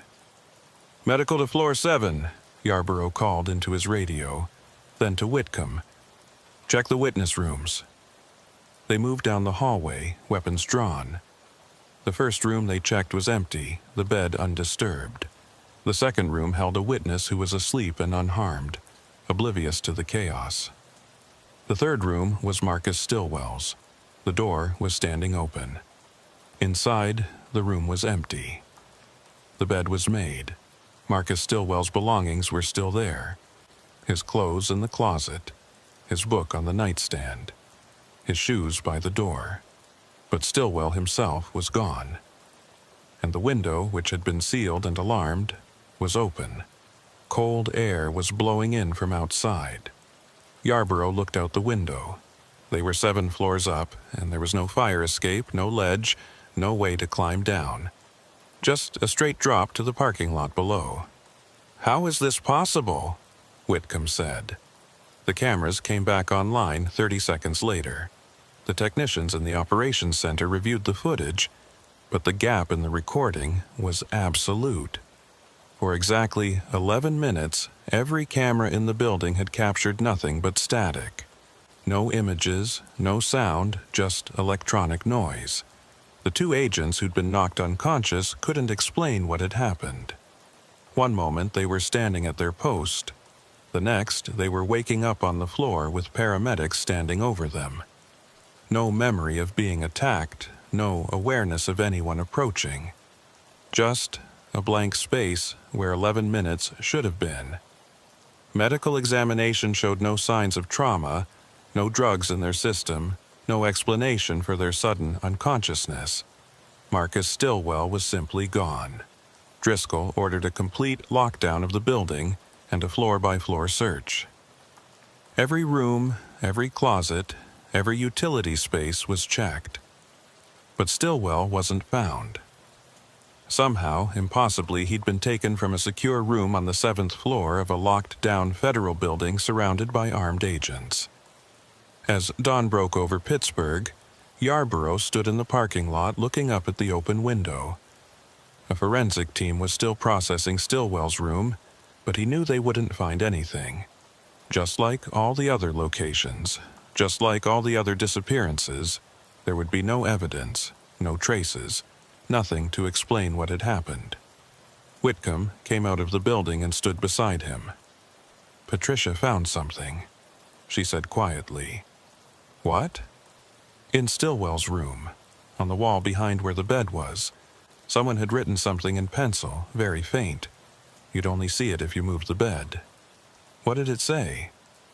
"They're already inside." Yarborough felt his skin crawl. "When was that written?" "Patricia thinks within the last few hours. The graphite marks are fresh." So Stillwell knew something was going to happen. He was trying to warn us. Or whoever took him left it as a message, Whitcomb said. They went back inside and examined the message themselves. It was written in a shaky hand, barely legible, pressed hard into the wall. Yarborough had the room sealed and photographed from every angle. As they worked, Deputy Harlan Voss called, "Agent Yarborough, I've been monitoring those radio frequencies again, the encrypted channel. It just went active again, and this time I'm picking up clear transmissions. Can you understand what they're saying?" "Not most of it, but I heard one phrase repeated multiple times. 8 down, 1 to go. 8. 7 witnesses plus Marcus Stillwell." Which meant Jennifer Parr, the witness from Maryland who was still in the building, was the final target. Yarborough ran to the operations center. "Where's Parr?" "Floor 4, room 412, the technician said. "Visual confirmation 2 minutes ago. She's secure. I want eyes on her constantly. No breaks, no gaps. If those cameras flicker again, I want agents in that room immediately." They set up a dedicated monitor, showing only Jennifer Parr's room. She was a woman in her mid-30s, small and nervous-looking, sitting on her bed and reading a magazine. 2 armed agents were posted directly outside her door, and 4 more were stationed at the floor's checkpoints. "Nothing's getting to her," Driscoll said, but he didn't sound convinced. The day passed with agonizing slowness. Every hour, they rotated agents, made sure everyone stayed alert. The camera feeds remained stable. Jennifer Parr stayed in her room, occasionally pacing, sometimes lying down, but always visible on the monitor. Dr. Frost from the Behavioral Analysis Unit studied the geometric pattern on the map again. "If they take her," she said, "if they complete the pattern, what happens then?" "What do you mean?" Yarborough asked. "This kind of ritualistic behavior usually has an end goal, a purpose. They're not just collecting people randomly. They're building towards something. Like what? I don't know. But whatever it is, it's big enough to justify this level of planning and risk." As evening fell, Yarborough felt exhaustion pulling at him. He'd been awake for almost 40 hours, running on adrenaline and coffee. But he couldn't rest, couldn't let his guard down. Not when they were so close to either stopping this or losing everyone. At 9:30 p.m., exactly the time when previous witnesses had activated their satellite phones, Jennifer Parr suddenly sat up in her bed. On the monitor, they watched her turn her head, as if hearing something. Then she stood up and walked to the door. "What's she doing?" Whitcomb said. Parr Sisnagsor knocked on her door from the inside. The two agents opened it, and she said something to them. One of them spoke into his radio. "Agent Parr says she needs to use the bathroom," came the report. "She's asking if someone can escort her." "That room has a bathroom," Yarborough said. "Why would she need to leave?" "She says the plumbing's not working, says it's been backed up all day." Yarborough checked the maintenance logs. No reports of plumbing issues on floor 4. "Tell her to stay in her room. We'll send someone to check the plumbing." But on the monitor, Jennifer Parr was becoming agitated. She was arguing with the agents, her body language showing distress. Then, suddenly, she pushed past them and started walking down the hallway. "Stop her!" Yarborough ordered. The agents moved to intercept her, but Parr was fast. She dodged around them and ran toward the stairwell. More agents converged on her position, cutting off her escape routes. They cornered her at the elevator bank. She was crying now, backing against the wall, looking terrified. "I have to go," she kept saying. "I have to go. They're calling me." "Who's calling you?" one of the agents asked.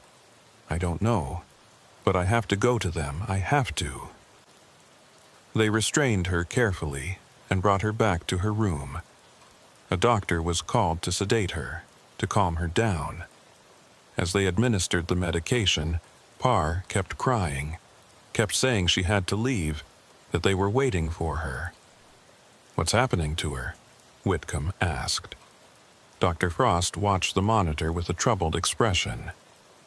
"It looks like some kind of compulsion, like she's being pulled towards something against her will." The sedative finally took effect, and Jennifer Parr collapsed onto her bed, unconscious. They moved her to a different room, one with no windows and only a single reinforced door. 6 agents were posted outside. "She's not going anywhere," Driscoll said. "Not like this." But Yarborough wasn't so sure. He'd seen too many impossible things in the past week to believe that any security measure was foolproof. At midnight, the cameras flickered again. This time, Yarborough was ready. "All agents to floor 4. Immediate visual on Parr's room." The flicker lasted only a second, but when the image cleared, something was different. Yarborough couldn't say what at first, just that the hallway looked wrong somehow. The agents reached Parr's room and confirmed she was still inside, still sedated, still secure. But they reported something odd. The temperature in the hallway had dropped significantly. Their breath was visible in the air, condensing into fog. "That's not possible," the building engineer said when Yarborough called him. "The HVAC system doesn't work that way. We can't make one hallway that cold without affecting the entire floor." But the temperature kept dropping. Within minutes, ice was forming on the walls of the corridor.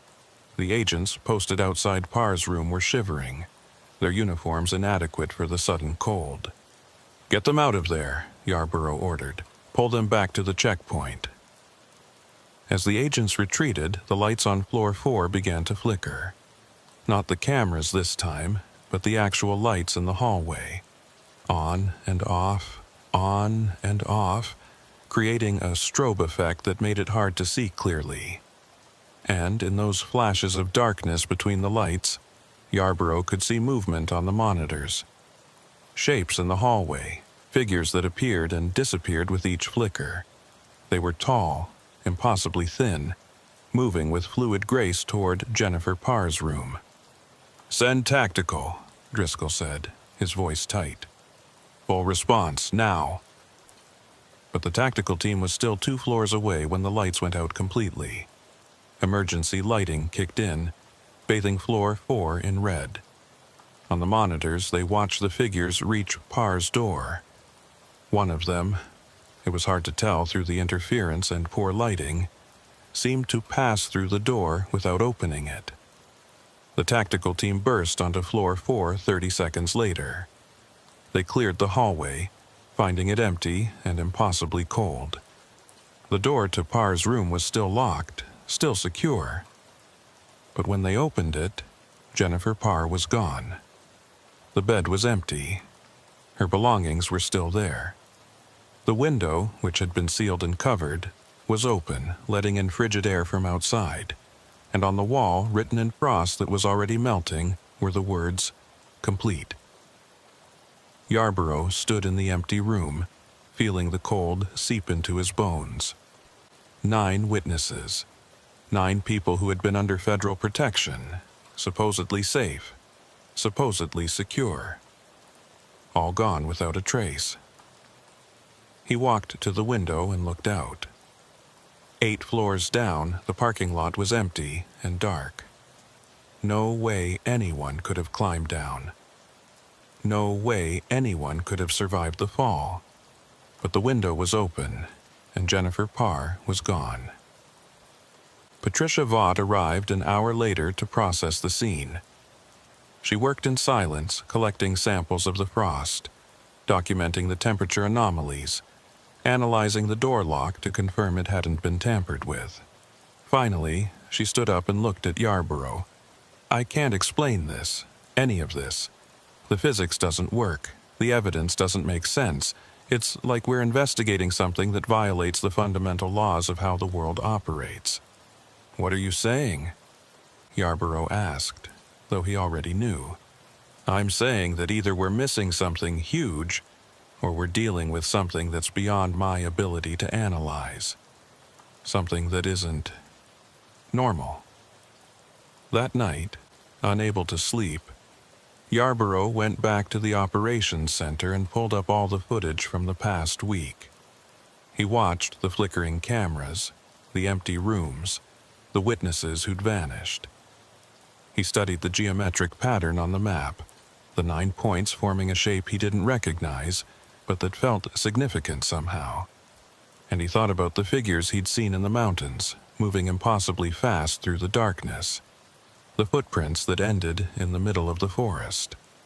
The houses where items had been rearranged in ways that made no sense. The cold that shouldn't exist. The walls that figures passed through. Whitcomb found him there at dawn, surrounded by printouts and maps and case files. "You should sleep," she said. "I can't, not until I understand what's happening." "Maybe we're not supposed to understand," Whitcomb said quietly.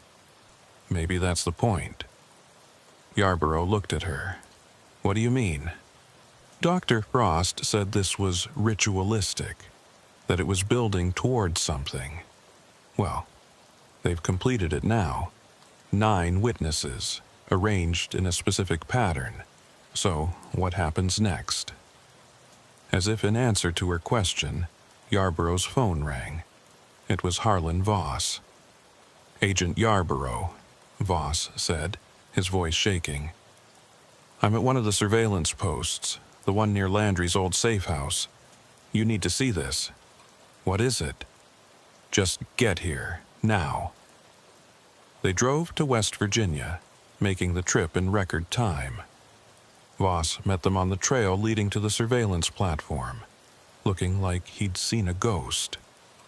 "I came up here to check the equipment," Voss said. "Wanted to see if there were any clues we'd missed, and I found something." He led them to the platform. Someone had been there recently. The surveillance equipment had been moved, rearranged, and in the center of the platform, drawn in chalk, was a symbol. The same geometric shape that the 9 disappearance locations formed on the map. But this version was complete. All 9 points connected, forming a pattern that hurt to look at, that seemed to shift and change when you tried to focus on it. And beneath the symbol, written in the same chalk, was a message. "The door is open.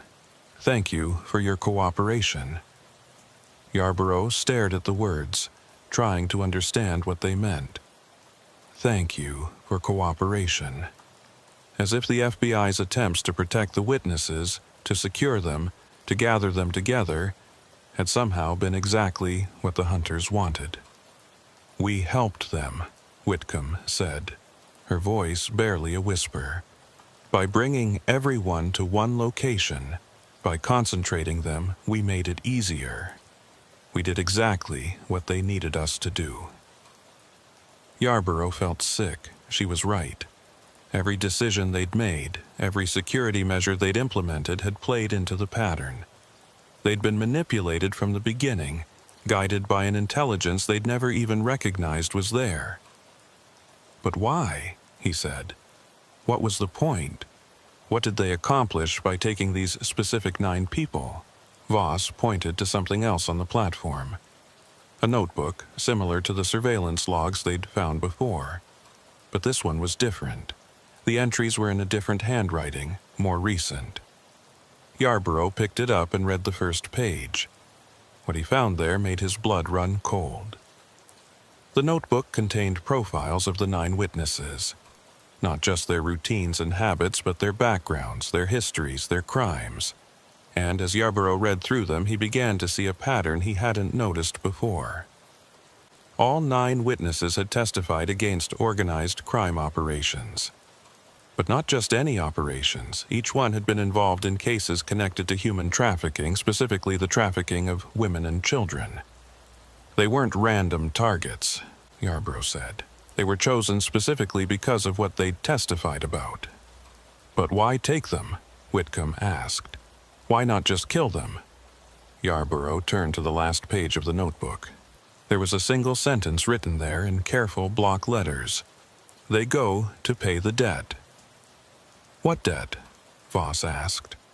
None of them had an answer. They took the notebook back to Pittsburgh as evidence, but Yarborough knew it wouldn't help them find the missing witnesses.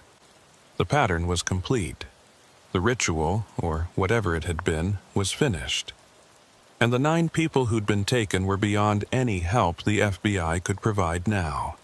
The case officially remained open, classified as 9 simultaneous abductions with suspected involvement of a domestic terrorist organization. Victor Merrick, Rachel Gaines, and the unidentified man from the compound were all placed on the FBI's most wanted list. But no arrests were ever made. No bodies were ever found. No witnesses ever came forward with information. The surveillance posts in the mountains were dismantled and analyzed, but they revealed nothing that explained what had really happened. The command center that Yarborough and Voss had seen was never found again, as if it had simply vanished along with the people who'd operated it.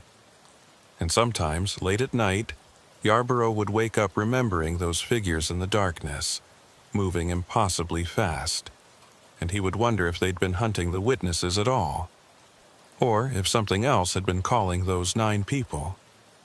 Something that had used the FBI's own protective instincts against them. Something that had needed specific individuals, arranged in a specific pattern, for a purpose that remained hidden. The geometric symbol drawn in chalk on that platform haunted his dreams. He never figured out what it meant, never understood the significance of the arrangement, but sometimes, when he closed his eyes, he could see it clearly, shifting and changing, pulsing with a rhythm that felt almost alive. And he would wonder what door had been opened, and what had come through it. 6 months after the last witness disappeared, Quentin Yarborough received a package at his home. No return address, postmarked from a town in West Virginia he'd never heard of. Inside was a USB drive and a handwritten note. The note read, "You deserve to know what you helped accomplish." Yarborough took the drive to the field office and had it scanned by the IT security team. Clean of malware, they said, but encrypted. It took them 3 days to crack the encryption. The drive contained video files, 9 of them. Yarborough watched them alone in a secure viewing room, with Whitcomb and Driscoll behind the glass. The first video showed Thomas Landry, the first witness to disappear. He was alive, standing in what looked like a cave or underground chamber.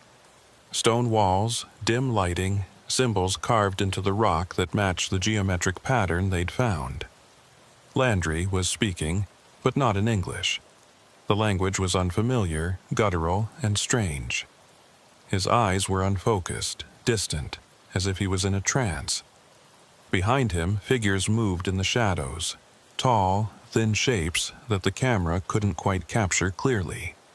The video lasted 2 minutes. At the end, Landry walked toward the darkness at the back of the chamber and disappeared into it. The video cut to black. The other 8 videos were similar, each missing witness, alive and speaking that unknown language, walking into the darkness. Some looked terrified. Others seemed peaceful, accepting. Jennifer Parr was crying but continued forward anyway, as if pulled by invisible strings. After the 9th video ended, there was one more file. A text document, single page. It read, "The 9 have been given. The old debts are settled. What was taken from us has been returned. Do not look for them. They exist in a place your laws cannot reach, serving a purpose your minds cannot comprehend. Your protection failed because it was meant to fail. We needed them gathered, concentrated, purified by your own fear for their safety. Thank you for being exactly what we needed you to be."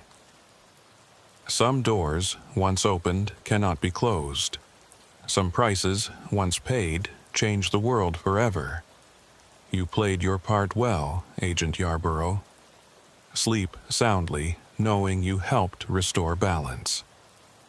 The keepers, Yarborough sat in silence after reading it, the weight of those words settling over him like a shroud. They'd been used, manipulated.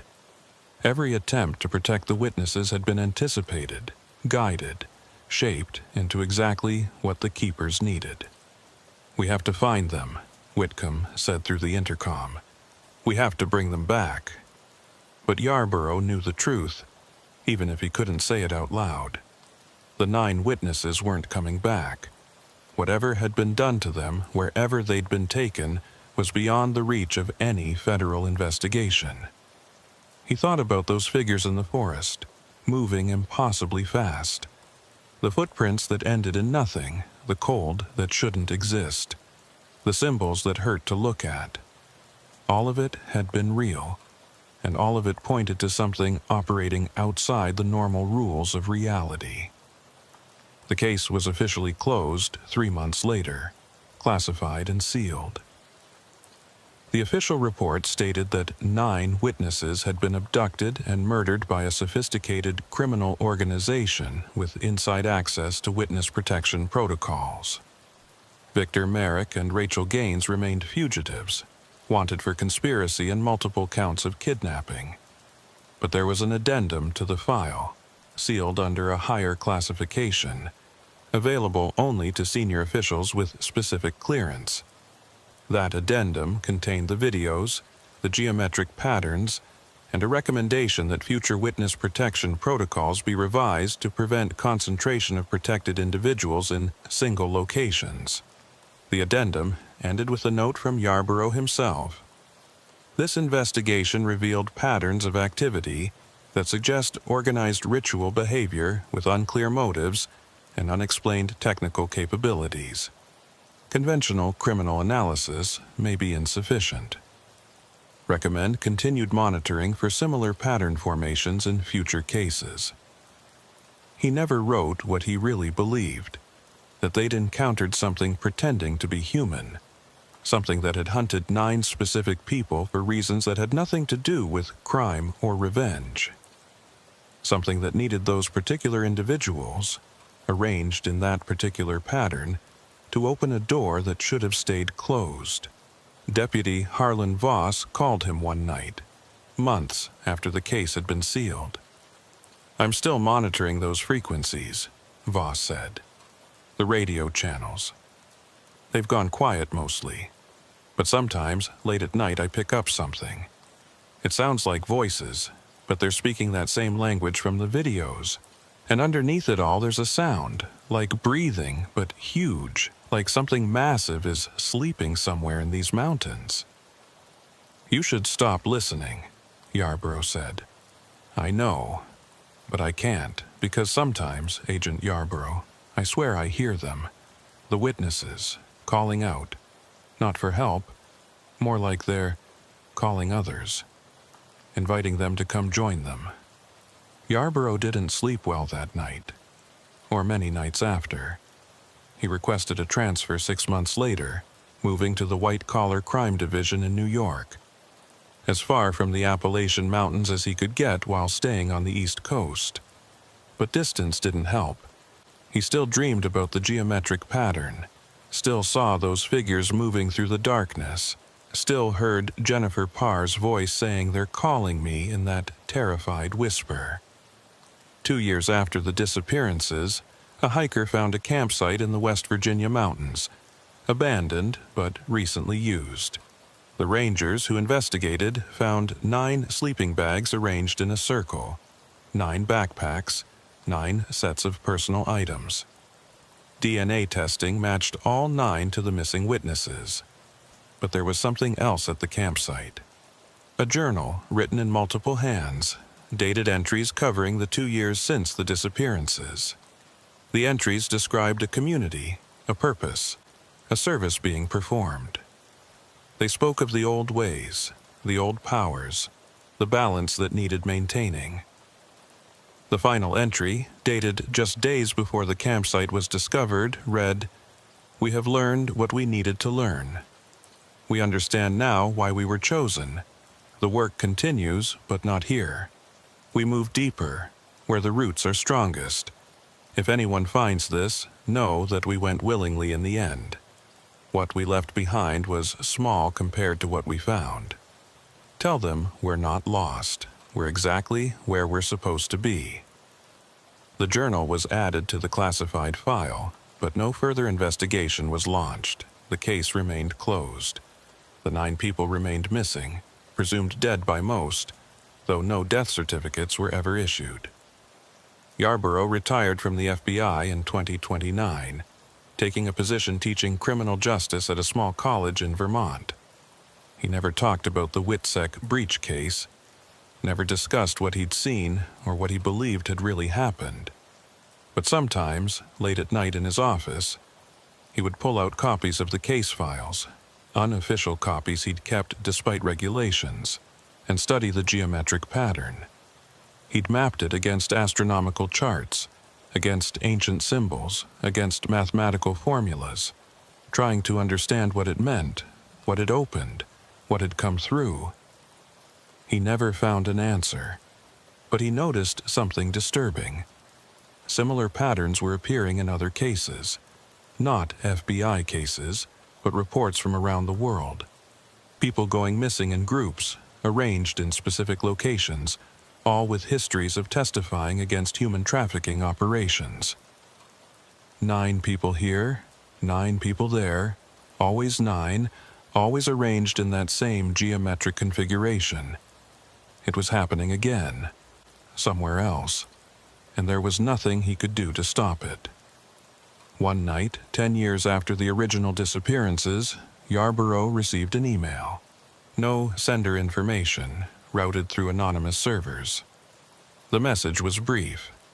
"The door you helped open remains open. New volunteers are always welcome. When you're ready to understand, follow the pattern. We'll be waiting." Attached was a map.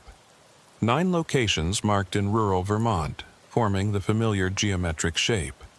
And one of those locations was less than 5 miles from Yarborough's home. He deleted the email immediately, then reformatted his hard drive to be sure it was gone. But he couldn't delete it from his memory. Couldn't stop himself from checking the news, watching for reports of missing people in those areas. For 3 months, nothing happened. Then, a graduate student from his college disappeared. She'd been researching historical trafficking cases in New England. Her last known location was a hiking trail that passed through one of the marked coordinates. Yarborough didn't report what he knew, didn't share the email or the map, because he understood, finally, what the keepers had been trying to tell him from the beginning. This was bigger than any one investigation, bigger than the FBI, bigger than any institution designed to enforce human laws. Some doors, once opened, stayed open, and some patterns, once recognized, couldn't be unseen. He moved away from Vermont the following month, resigning his teaching position, selling his house, disappearing into retirement somewhere the FBI couldn't easily track him. Because he knew that if the keepers wanted him, they would find him. And he knew that despite everything he'd learned, everything he'd seen, he still didn't understand what they really wanted. The 9 witnesses from the original case were never found. The classification on the file was upgraded twice, until only a handful of people in the entire government had access to it. The videos, the journal, the radio transmissions, all of it locked away, studied by specialists who provided no answers, only more questions. And somewhere in the mountains, in caves that don't appear on any map, in chambers carved with the symbols that predate recorded history, the work continues. People go missing, always in groups of 9, always connected to the same crimes, always arranged in the same pattern. The FBI investigates, follows leads, builds cases, and accomplishes exactly what the keepers need them to accomplish. Because some hunters aren't hunting at all. They're harvesting. And the crop is always ready when the pattern is complete. Sable Whitcomb still works for the FBI, now a senior coordinator in witness protection. She's implemented new protocols, new security measures, new ways of distributing and hiding protected witnesses. Everything designed to prevent another breach. But late at night, when she reviews the active cases, she sometimes sees patterns forming. 9 witnesses in the same region, all connected to human trafficking cases. And she has to decide, does she move them, scatter them, break the pattern before it completes, or would moving them be exactly what the keepers expect her to do?